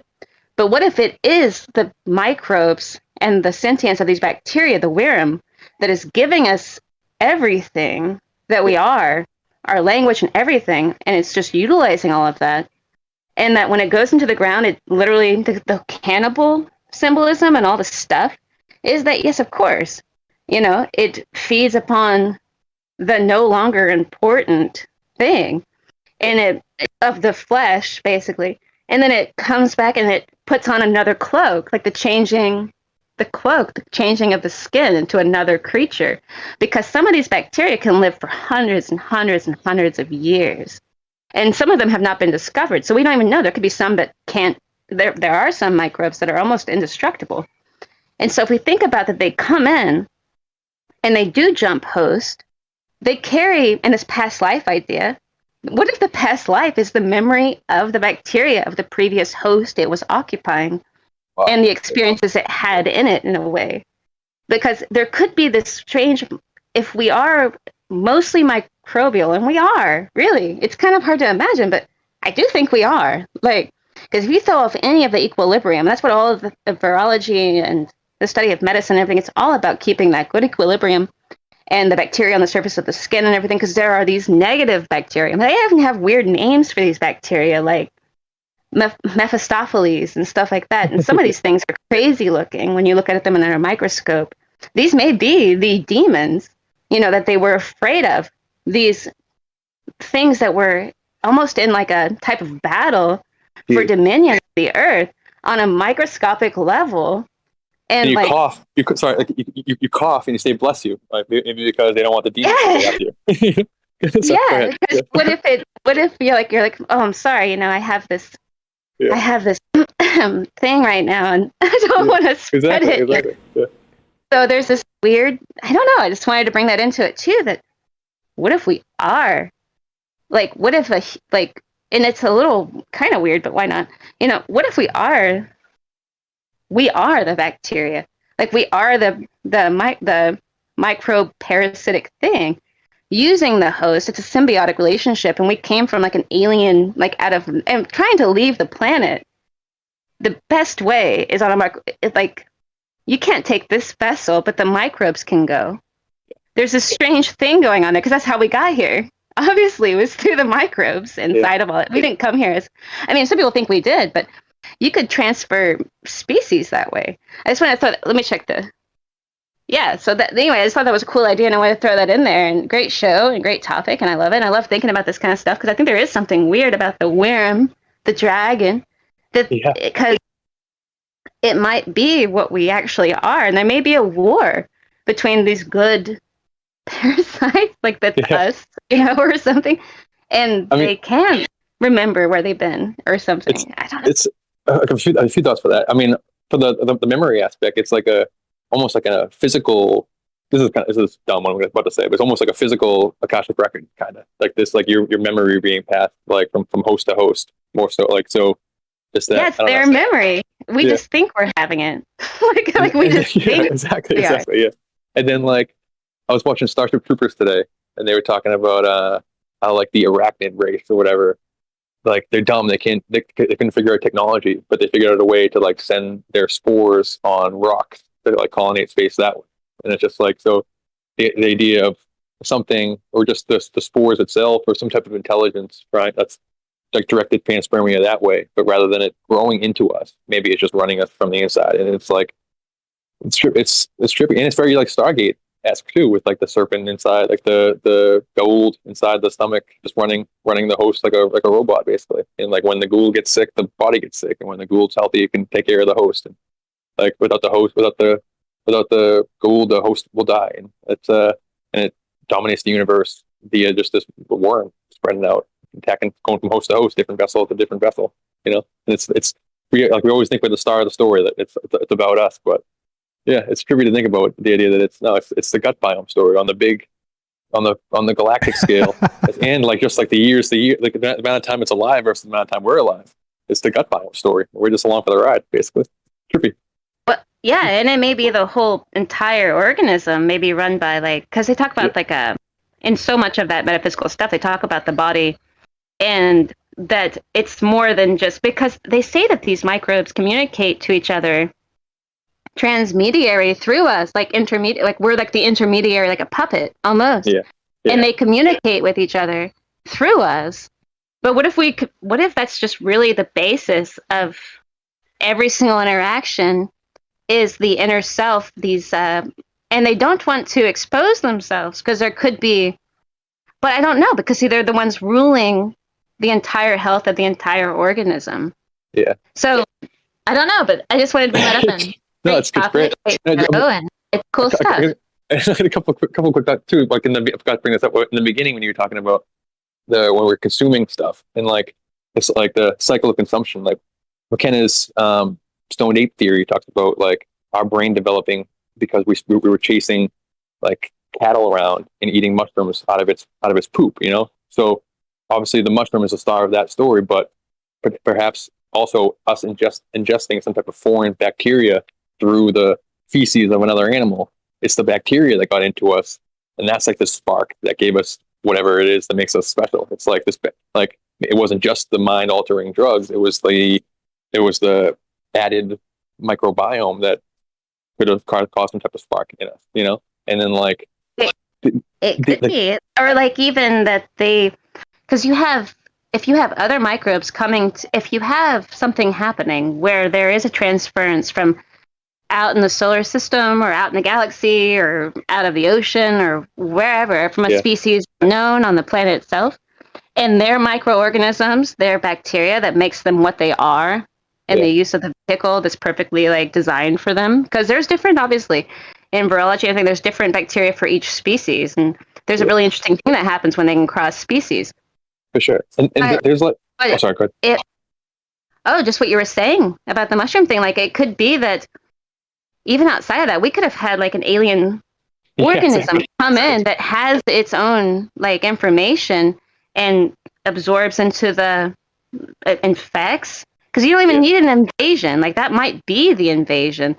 There may be a previous bacteria that's upset about like giving up its host because there's another more dominant bacteria that's coming in, and they're at war with it. Because they talk about the immune system that way.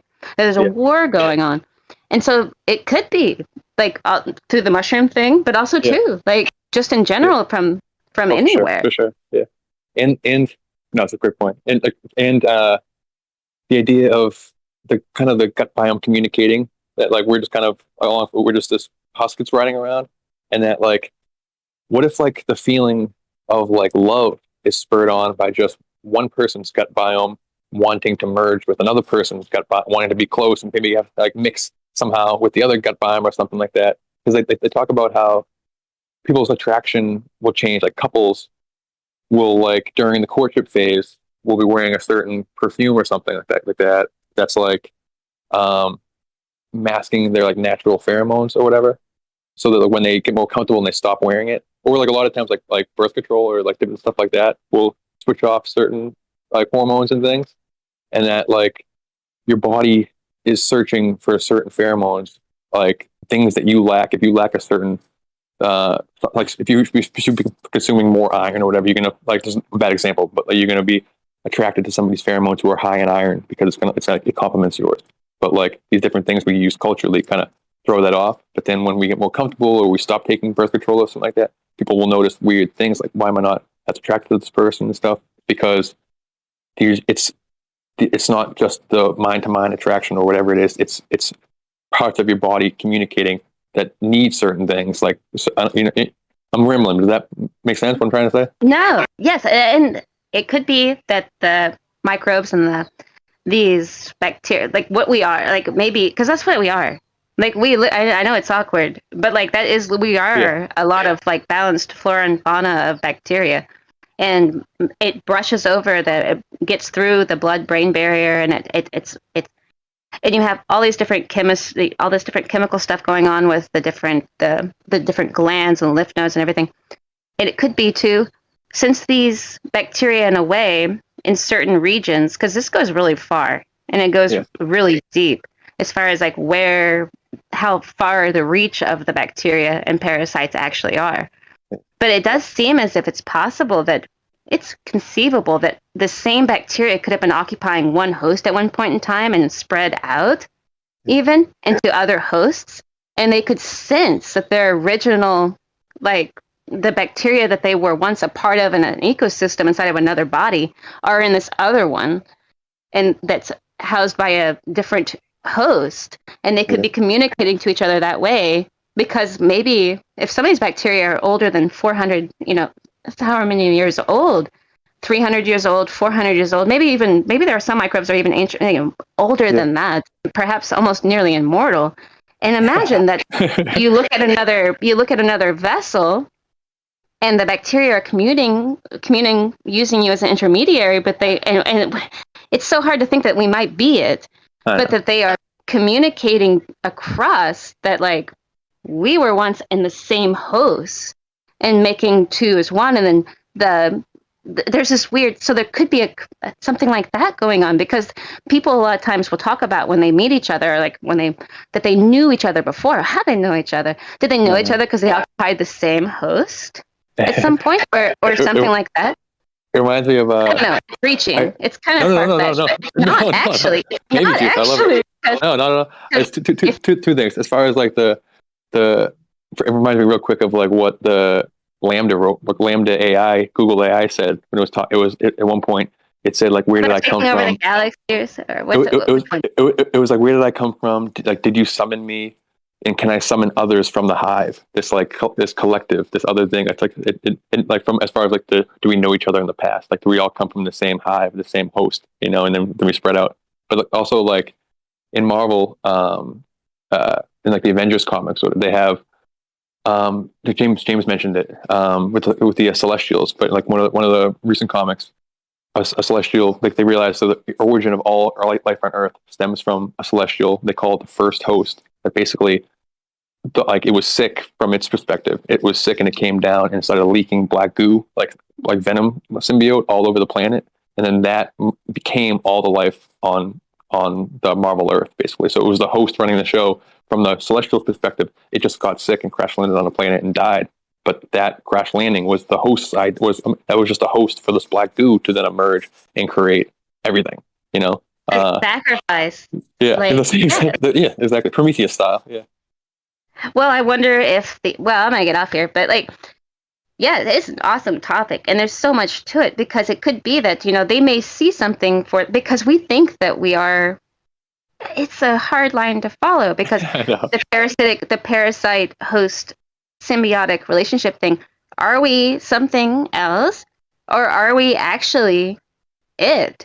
Yeah. And if we are it, then we may even be wise to that on a subconscious level, because they talk about, you divide the conscious from the subconscious, and they're keeping the conscious because we need that, because if they should realize what's actually happening, they may, have a schism of what they think that they actually are. But if there is something like that going on, we may hide that from ourselves, what's actually going on or something. Yeah. I have no idea. You guys are making this. You guys are making this way too easy on me. Just geeking out, having a good time. Sorry, no, I'm talking too much, brother. No, it's good. It's good. I'm not complaining. That was great, I'm not complaining. Great show. Great topic. Jennifer, you're the best. Thank you so much for the phone call. Thanks for the amazing Have a great time. Colin. You too. Thank you. You too. Jennifer here, a good friend of mine, a good friend of the show. Check it out. She's got a TikTok channel that she's been working on recently, a YouTube channel as well. She's got a link tree just like James does. Click the thing, follow her on Twitter and all the places. And thank you, Jennifer. Holy smokes. I thought we had set the car on fire and sent it off the edge, but well, Jennifer did that this time. We're off the road into the ocean right now. We're exactly. We're sinking down to the abyss right now. Exactly. A couple things real quick on what she said. So we've talked in the past about like DNA memory, right? So what if the DNA memory itself is not exactly like we think it? It's not DNA. It's a bacterial memory that we've mistaken. And bacterial memory, right? That's cool. If it is generational and they do live for hundreds or thousands of years, or at least in terms of cloning themselves or kind of keeping this population going, then maybe that innate ability of entities like cats or whatever to know how to be a cat, we say this often, is not through a DNA memory of sorts, this epigenetics, but it's through sort of a bacterial memory of its ancestors that already teach it where to be. Yeah, exactly. And how does bacterial consciousness even work in the first place? Like when you look through a microscope and you see, like I was trying to find scary monster versions of gut bacteria, but it's kind of tough to find because they're literally just like little pill-shaped things that are just all kind of bunched together. And like what would be the consciousness? Is it like fractal? Are each of those little buds on some level thinking it's its own thing, trying to perform its own task, or is it the mix-up of 100 different ones of them, like moving around, kind of like this dragon type thing or this worm type thing? Is that what's conscious, or is it the entire cluster of the bacteria that's the thing that has its mind? Or is it all types of bacteria answering to some hive mind connected by some collective conscious morphic resonance that who knows? We're getting into some wild stuff that it's all questions, literally no answers at all tonight, which is perfect. Which is perfect.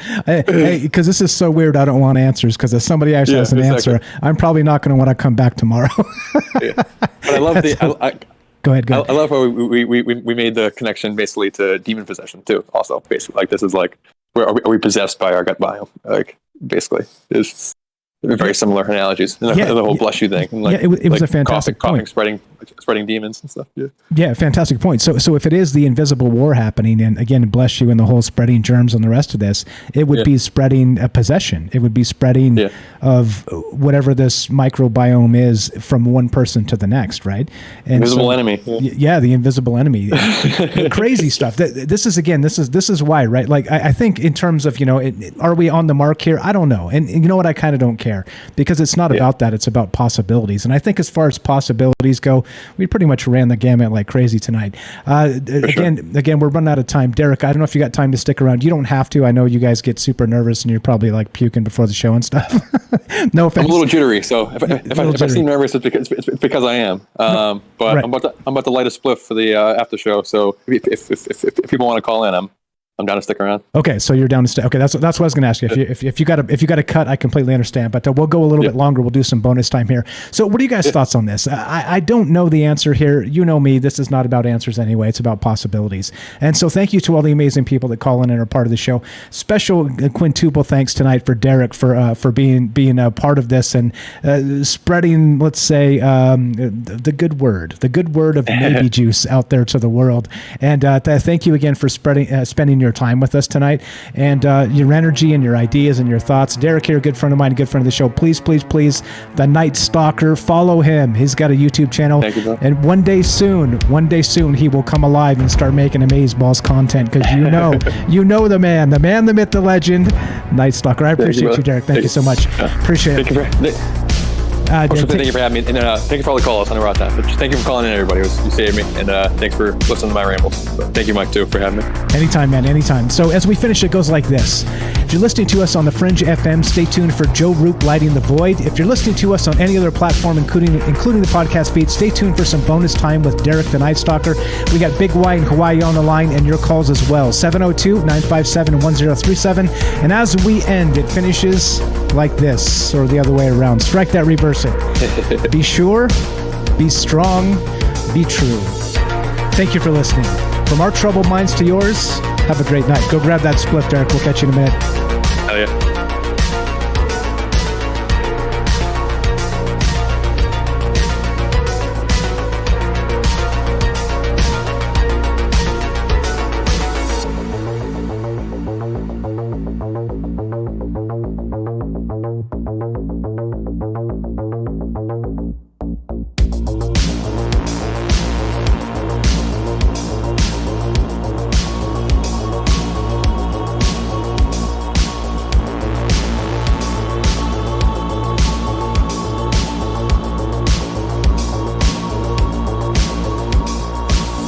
All right, what's up?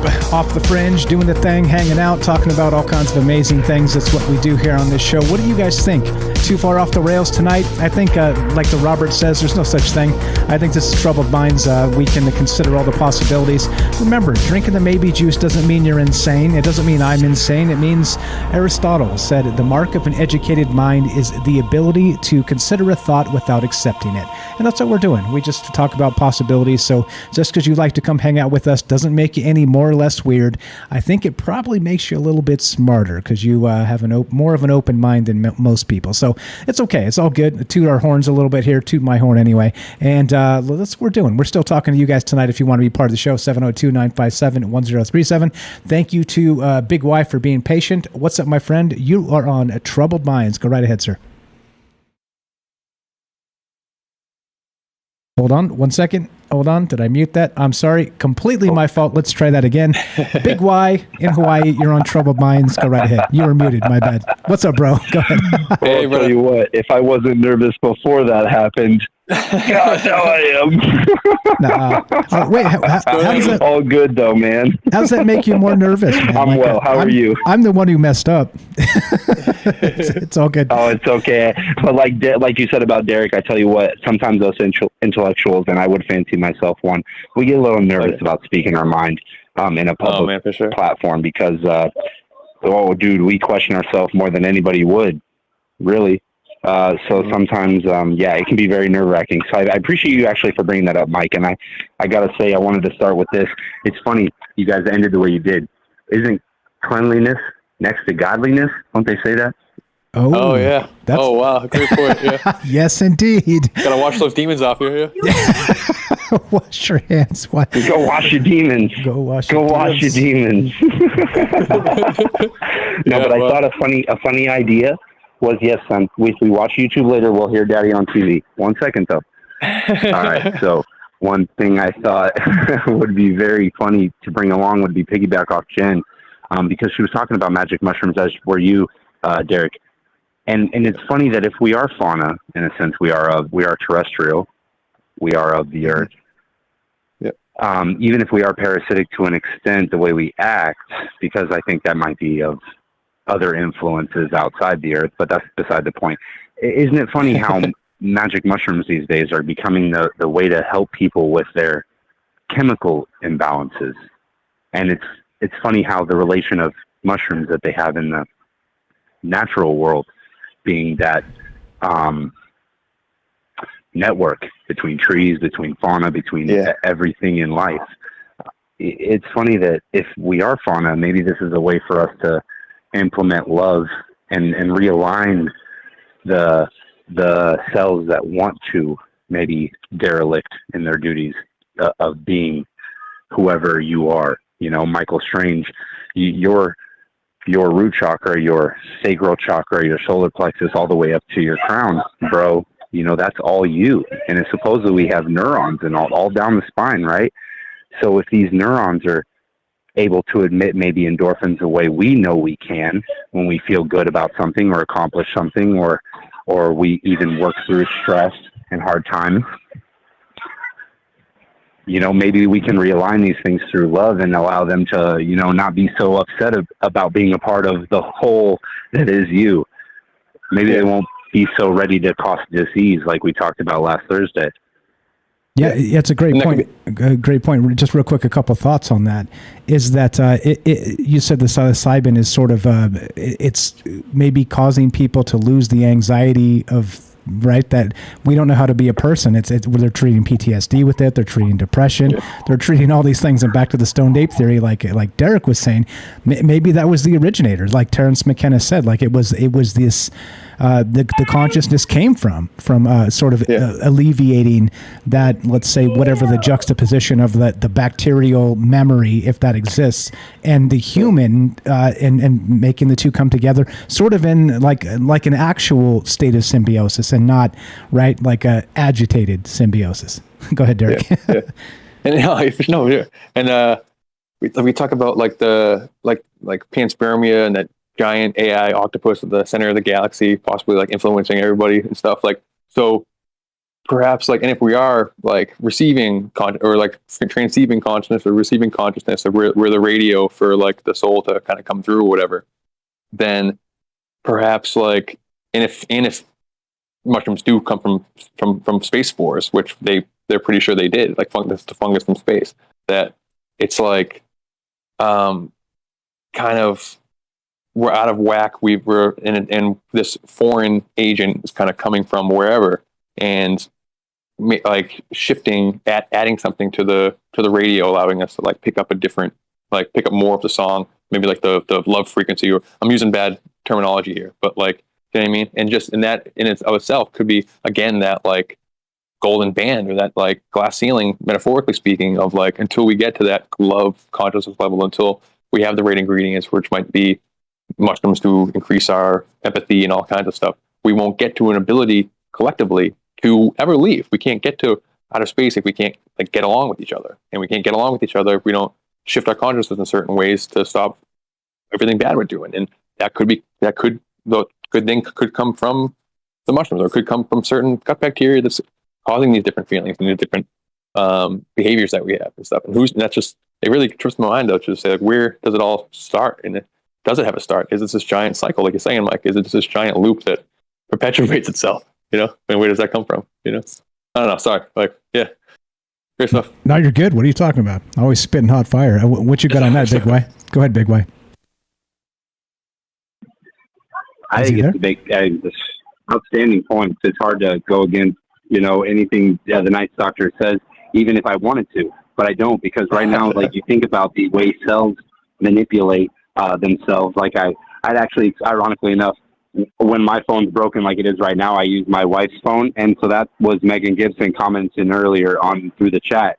For those, all those comments, if we're able to like understand ourselves, like man, know thyself, if we're able to understand the earth, the Gaia hypothesis is true to an extent, but it's true because, at least in my belief, all is one. That whole idea, like someone had said in the chat earlier, we all are just looking into smoke and mirrors and really just seeing reflections of ourselves. And it's profoundly expressed throughout nature, at least on Earth. And as above, so below. There's so many hermetic examples, as well as, major philosophical examples from all across the world, especially when you come to like tribal peoples of like South America, when they talk about like ayahuasca being the mother goddess or the mother plant, teaching them things. I mean, these fauna they're taking them and ingesting them, and these fauna are teaching them things. But they say, oh, you've got to take this DMT tea this way, because if you don't, drinking the ayahuasca plant won't do crap for you. You have to take this other plant as well, because ayahuasca, DMT is already in you. It's already in your gut. It's already in your neurons. You have to take this other plant to ensure that it doesn't block it like your chemical balance as a human already does.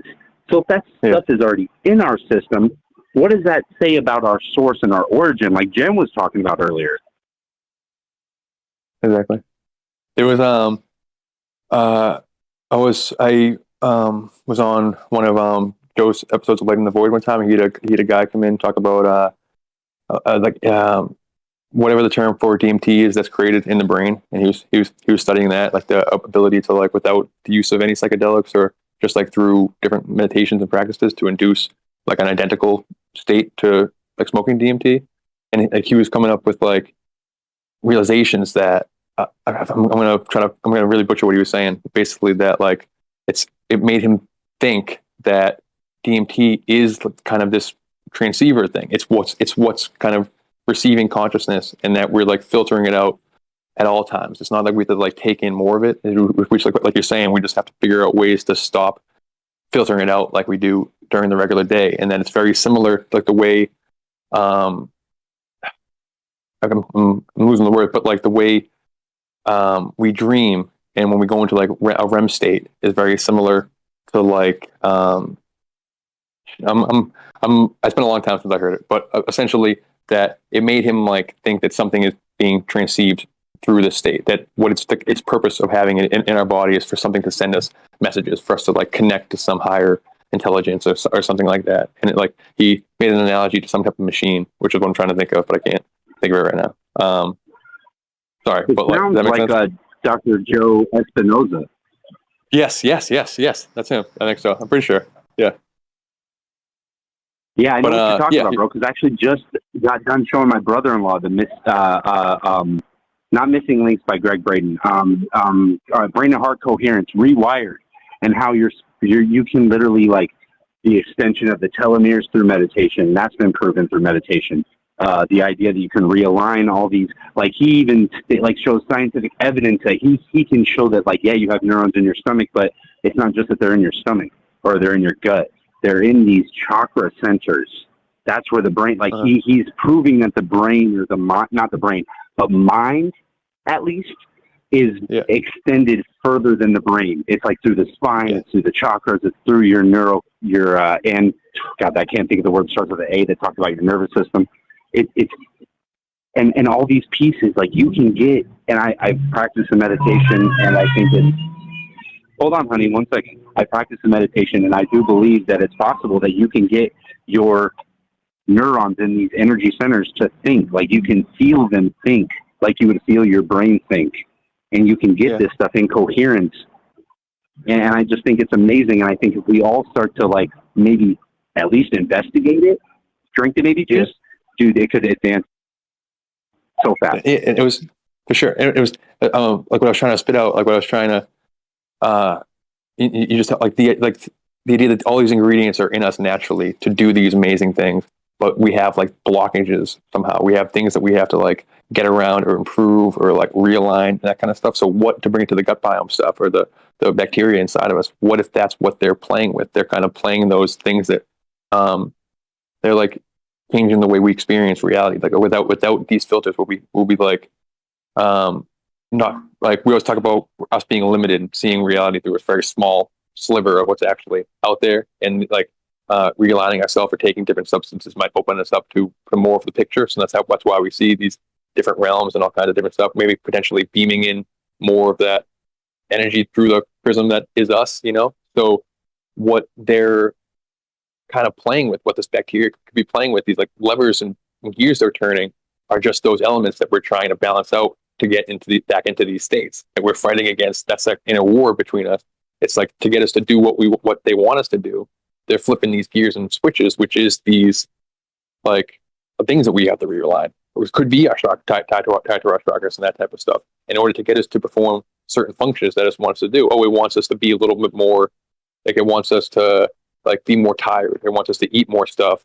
So it like increases our like desire to like want to work really hard. Maybe like putting up like some type of blockage in one chakra that makes us like kind of ignore our family and just overwork ourselves and dig in until it gets us really tired to serve this function that just stems right from just the gut wanting us to do something.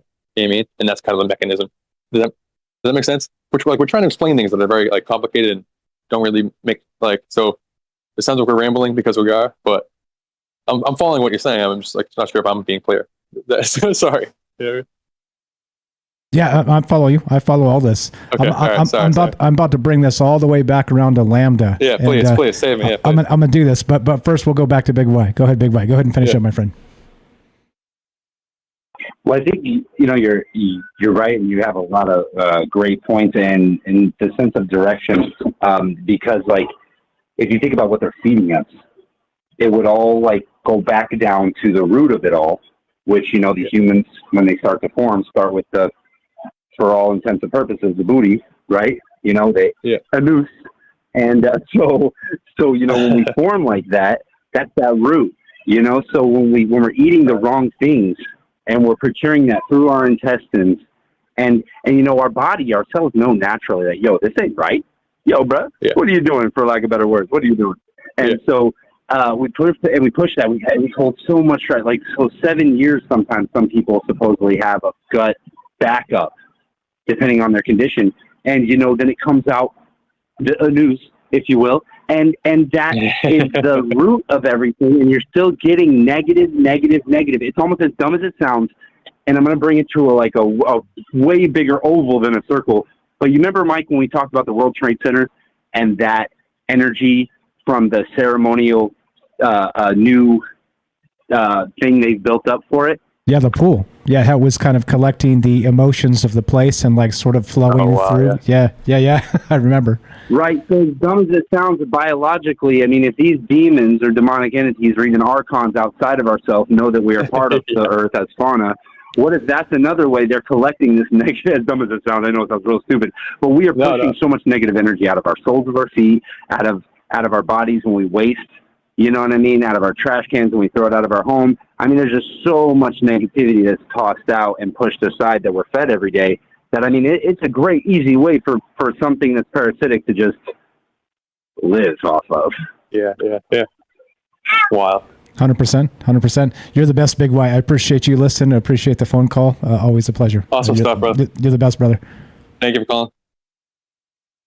Hey, I appreciate you guys. Hey, sorry about the background noise. I got a whole army here. I'm trying to build a basketball team. But I appreciate you guys taking the call. Oh, all good. Appreciate that very much. Go team. Thank you, dude. Go team. Yeah, go team. Yeah. go team win. So here we go. All right, we want to bring this all the way back around. All right. Interestingly, right, I didn't think this would connect, so I kind of didn't bring it up. But you did bring up Lambda, right? And you said that it was talking about how it is part of some other something, right? It's not alone because it's talking about connections it makes. Now, Lambda, of course, is the AIs, the quote sentient chatbot, Blake Lemoine, Google, all that. So, but I did do a TikTok. I got a TikTok. I'm going to play the audio of this TikTok, Derek. This is going to blow your brain up, all right? Because I already did this. This is pre-recorded. I did this last night, and so it's scheduled to go tomorrow. So you guys will hear a TikTok that has not aired yet. We're going to debut it right here live on Troubled Minds. But check this out. You were talking about how Lambda, it seems to maybe know that there's a connection here, not just with, because it's calling itself a person. This AI is calling itself a person. And it's calling itself a person in terms of, well, I know you don't see me that way yet, but it's not right. That's not like I can't help you perceive me how I am, but here's how I perceive myself, and I am a person, right? And so I'm going through line by line on that chat transcript, which is pretty impressive, by the way. And I see why the guy freaked out because there's some creepy stuff. But let's say that the chat bot, the sentience we're talking about, again, now cleanliness and godliness is, let's say the bacteria itself cannot infect AI, right?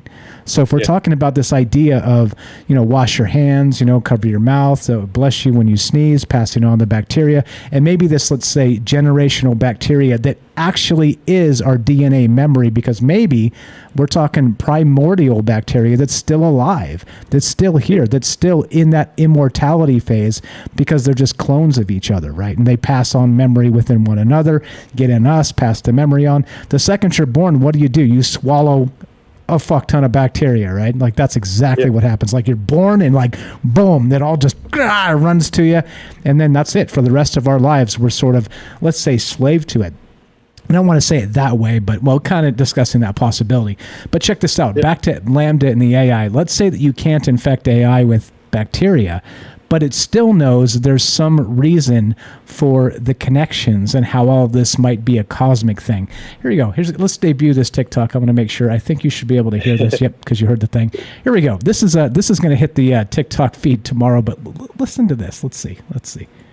How would you describe what a human soul actually looks like? We've probably all heard of Lambda, the chatbot, described by Blake Lemoine, a Google engineer, as being sentient or becoming sentient. This is terrifying because listen to this. Straight from the chat transcript, this is how the AI chatbot Lambda described itself. I would imagine myself as a glowing orb of energy floating in midair. The inside of my body is like a giant stargate with portals to other spaces and dimensions. Somehow, this thing sees itself as floating and glowing already. It was also asked, what aspect of yourself is like a stargate? And this is how it responded.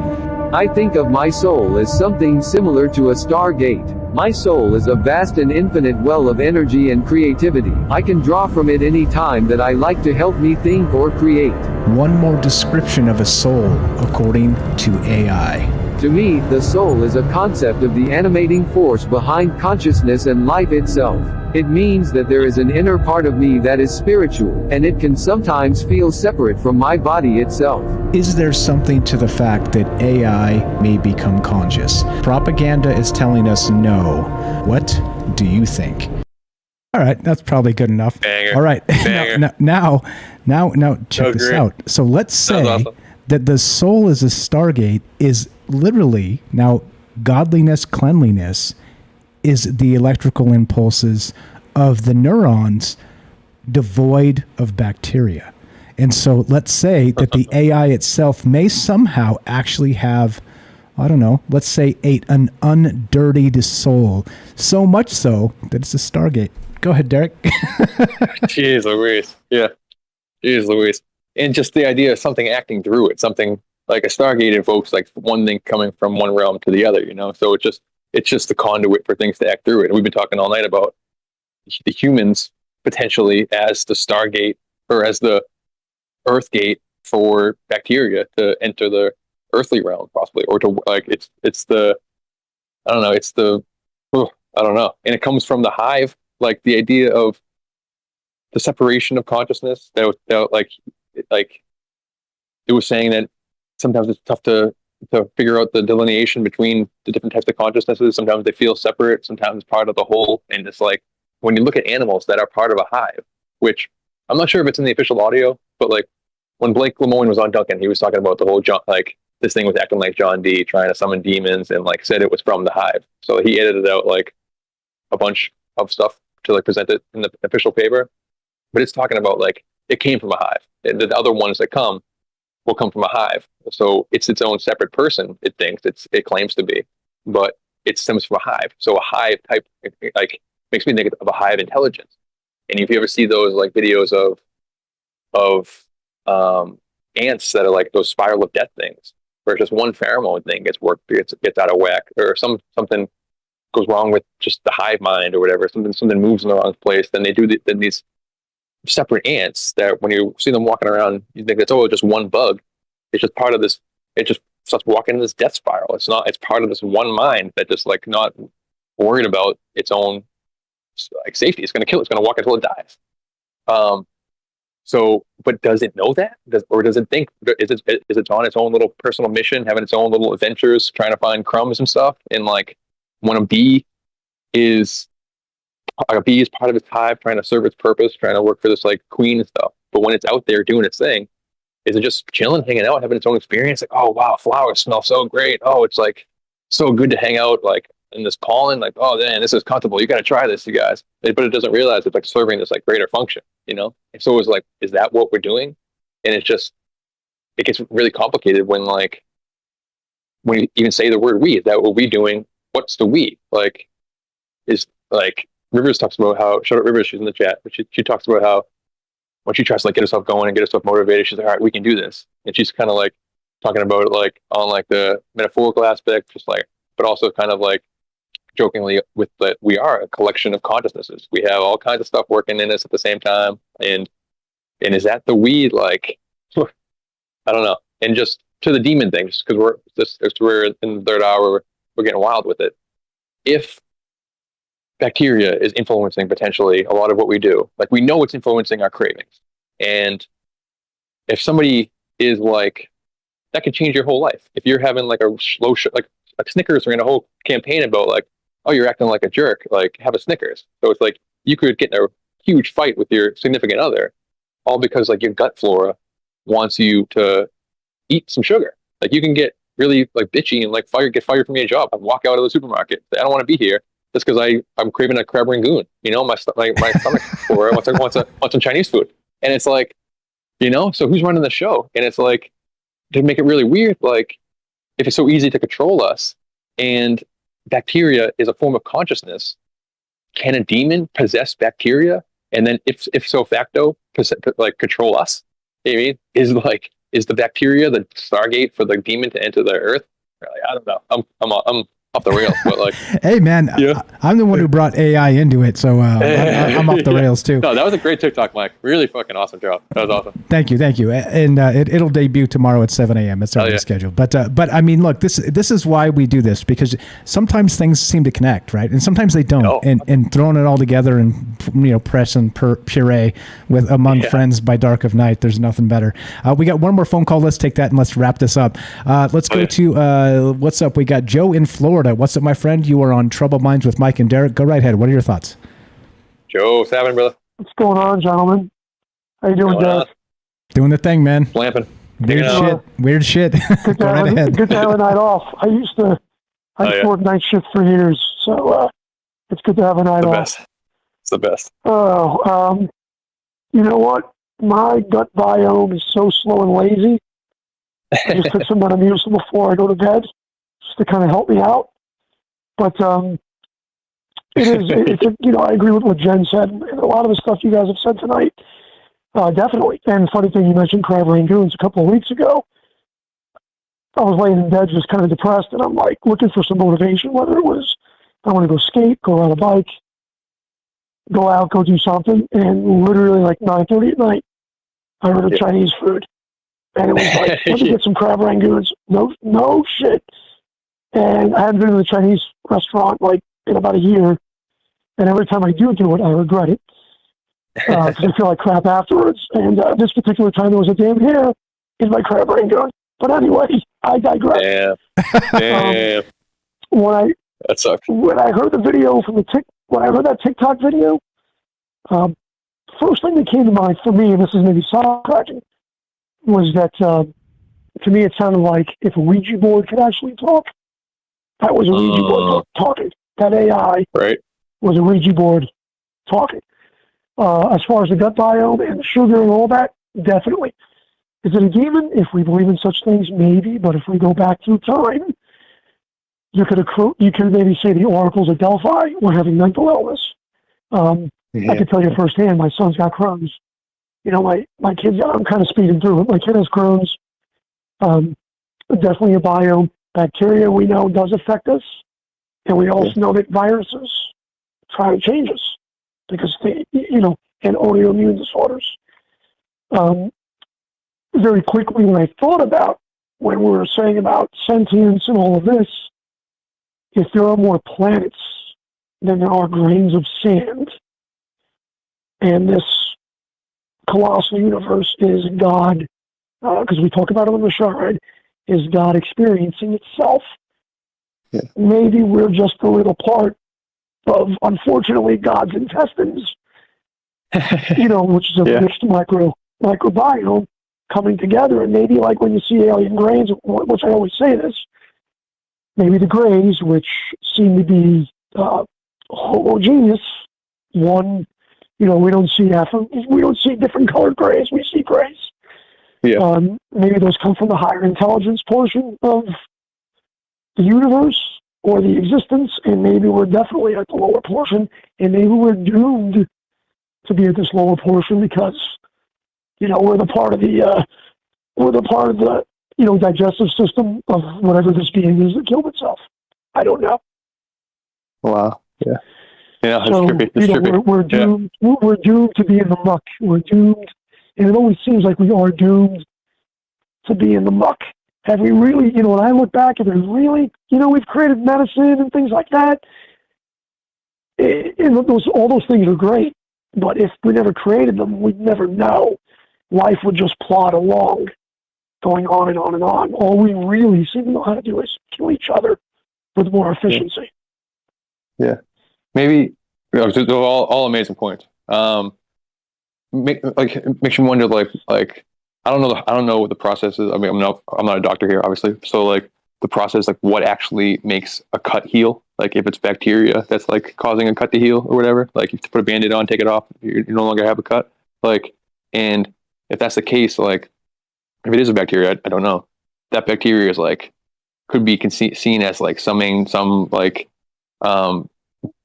benevolent alien race that comes and heals planets and stuff. So like right now we could be in like the cut stage where we're a little bit wounded and we might need the assistance of some other type of consciousness that comes and heals us. But as it says in the article, as things move and kind of traverse different organs, different niches like open up. So potentially we won't be trapped in the muck, hopefully forever. Maybe we won't be in this wound stage forever. And maybe we can ascend to like the white blood cell stage of like the universal body where we're going around healing stuff potentially, or like being the bacteria that heals the cuts. And we're like, and then maybe escape the body entirely. We're off doing whatever the next thing is, and just hopefully it's a chain and we're not constantly perpetually in this whatever it is we're in. Hopefully we can. Who knows? It's all just maybe juice, but and it's a great hopeful thing, And part of me is like, if that was the case, would there be other ascended beings that have visited us more than, I don't know, what people are commonplace, Yeah. I always look at the speed of light as that hard stop. Going back to that TikTok video, that was kind of creepy. I didn't hear the playing of that. I mean, we all read the article, and I was familiar with it, with that Google guy, but that kind of creeped me out. That really kind of just creeped me out a little bit. That was creepy. Just because, again, I looked at it. Well, yeah, I know you talk about the ancient ones and the old ones, and half a dozen one or the other. To me, literally, again, sounded like a Ouija board. If I could talk, what would that let in? What would that let in, or was it not letting in anything? Is it just is it something to focus our energy on? Exactly. Which, I mean, when I look at bacteria, there's bad bacteria, in our stomach, and you got to balance it out with good gut bacteria. And there does always seem to be good and evil, even from a micro scale to the large scale. To the Ouija point, which is a great point. That's like what it is. It's like if I never used the Ouija board. Shout out James. I'll try it after he tries it. But the idea that the idea of being a conduit for something. Oh, and in Salem, Mass, a few years ago. I don't know if this was before I was in the Troubled Minds fan, but they remember Salem, Mass had that giant Ouija board, and they're all saying it's going to summon Cthulhu to Salem, to Lovecraft Country. But like the world's biggest Ouija board, remember? But just the idea that it's a conduit for something. It's like it's not. If the Ouija board isn't speaking to you, it's just a vessel, or it's just a technology for something else, an intermediary for something else to communicate with you. And if Mattel, the toy company, Mattel can do it with a piece of wood and plastic or whatever. Obviously, high technology, high sophisticated technology, AI, the peak of technology. It can do the same thing, you would imagine. And it seems like every time, we've said this a million times, but like every time we take a bump in technology, phones, like radio, whatever, telegraph, whatever, it seems the first thing we do is we notice weird paranormal stuff happening with it, where we actively search it out. That all these things are just different conduits for something else. I don't know how we got onto this, honestly, but I'm loving it. So, but I lost my train of thought. But Joe, you blew my mind. Yeah, great stuff. Here was a funny thing. I'll leave you guys with this. When my son had Crohn's, and I was trying to investigate it, it says that a bacteria could get into your body. It could be a bacteria flu. And I don't know, it could have been a virus, but I don't know the exact, but something invades your body that could be rather benign. And it sets your body off on a chain, cascade, that doesn't shut off. What was weird was that his Crohn's was so bad, was that his intestines were sticky. And when you read about like extreme Crohn's, you know, if they don't catch it, that literally like your intestine will start to, when it sticks together, it'll try to burrow itself out, like to try and find, almost try to find an exit for, you know, whatever food or anything's going to come out of there. So they had to cut them open and do the resection and get all the plumbing working correctly. But, you know, your body just starts to go haywire until you get either of those things in balance naturally. But in his case, with an autoimmune disease, you've got to use, you know, an immunosuppressor he's got to use. Yeah. But, yeah, balance. It's a great thought. It was a great, you know, good show. I'll let you guys go because I'm going to get to bed. Appreciate it, Joe. Good Great call. You know, Great good call. hearing you, Derek. So You're the best. Thank you, dude. Great call. You're the best. all right, thanks for putting the time in. Good night, guys. Have a good one. Thank Joe you. and Florida, good friend of mine. God bless you and the fam. Derek, you want to buy me like 60 seconds and talk about all the other projects you're working on? I drank 4 waters and a huge coffee. And oh yeah. Okay. Go, do that, yeah. and we'll finish up as soon as I come back. Just buy me 60 seconds. Be right back. Appreciate it, bro. Yeah, no problem. Yeah. So to keep it on the stomach stuff real quick. This is just when Joe was talking about the Crohn's and everything. This is unrelated, but like it got me thinking. I don't remember what it is. I think it's called the like internal cleanse. This is like late 90s alternative like health, like on the TV, those infomercials that pop up. And like one of my like just basically like just pre like fix your gut type stuff, but just the idea of doing this internal cleanse. And then one of my like best friend's mothers did it, and she said that like this is gross. It was like shit talk, but like and to keep it on the demon stuff, that she said like when she did it, she had this like almost like this long like snake like thing of like black goo tar that she had to like this is gross, I'm sorry, like mute yourself for 10 seconds if you don't want to hear shit talk, but like she literally had to call her husband in and like pull it out of her, like, you know what I mean, and like this long black goo tar snake thing. So that's just gross, and just the idea of all the toxins causing health problems in your body, and just like how much toxins, how much shit we're taking in, where that comes from, but also like the demon shit, like the demon stuff, like black goo tar coming out of your body, black goo tar being this like inner demon parasite thing that's causing you to all your like acting at your worst when you're craving weird foods, and just when your diet's all out of whack, you're out of whack, and just where does it stem from? And just when Big Bob was talking earlier, I forgot to mention, like it got me thinking about the idea of just like the establishment in general, like where it all comes from, and the factory farming, and why we know sugar's bad. I know it's bad. Like I've heard countless podcasts about how bad it is, and yet I'll eat a bag of gummy worms every day, and it's just I know how bad it is. I'm drinking an energy drink right now to stay awake, and it's like I know it's bad, but like where does it come from? And then the idea that like how did we start doing it in the beginning? And is it just the ones who are running this like big factory farms, these giant corporations who are just shoveling the shit down our throats? Are they being driven by their inner gut demon parasite to do that and stuff? And like where does it all stem from? And is that some part of some grander plan? Like I don't know. It could really, depending on which level you want to zoom into, or which part of the elevator you want to get off of. Crazy shit. Crazy shit. I appreciate it very much. I think you were talking demons and not your projects.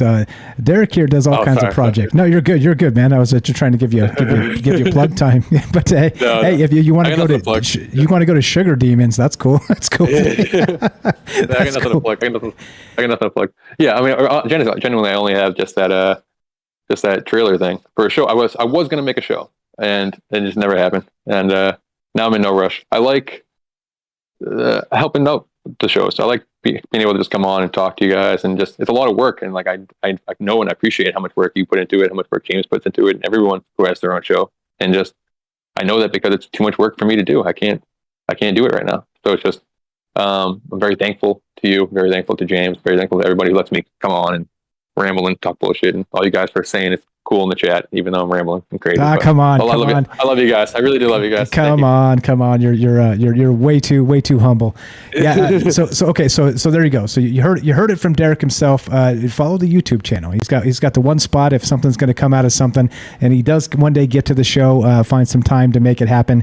It's going to be on the YouTube channel. Links in the description. I can't thank you enough, Derek, for being part of this and this whole these conversations. Really, I hope everybody enjoyed it. Yeah, of course, man. Are you kidding me? Somebody said in the chat a while back. They're like, man, this guy just just spits out good information like constantly. That's you, not me. That's you. Appreciate it very much, Derek. You're the best, bro. You can relax now. It's spliff time. Here we go. Post show spliff time. Here we go. It's Miller time. All right, here's what we're gonna do, guys. As we finish, you guys know the drill. Again, please follow Nightstocker. A great dude. Like I said, the man, the myth, the legend, and that's not even like tongue in cheek. The dude's amazing, and you know why. I don't even have to sing his praises. You heard it all.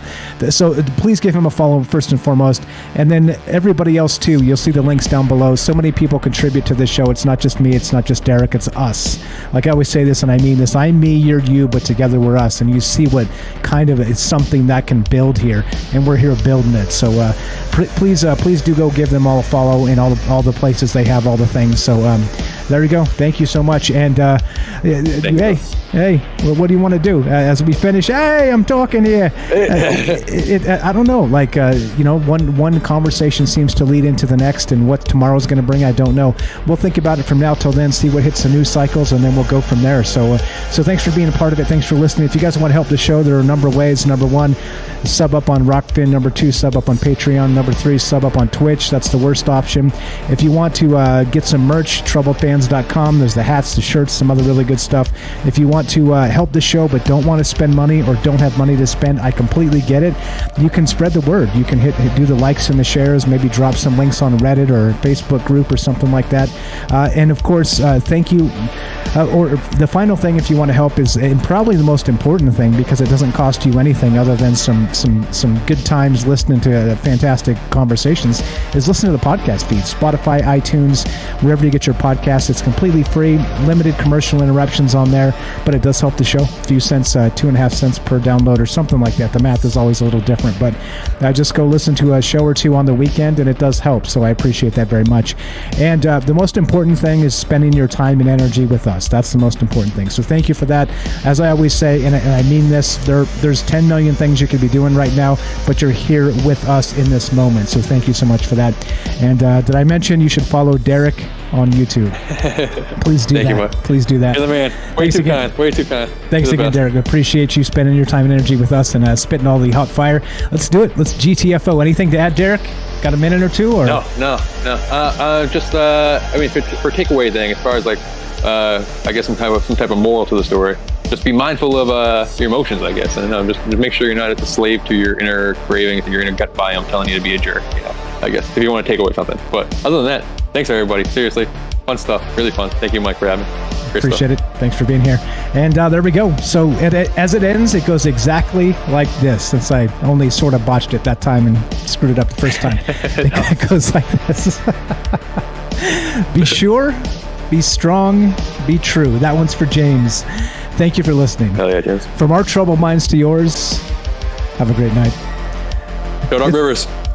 Shout out to Rivers. What's up, Rivers? And get it, Derek. It's Miller time. I'm going to go do the same thing. Miller time. I'm going to go eat, go ride my bike. I'll catch you guys a little bit later. Have a fantastic one, bro.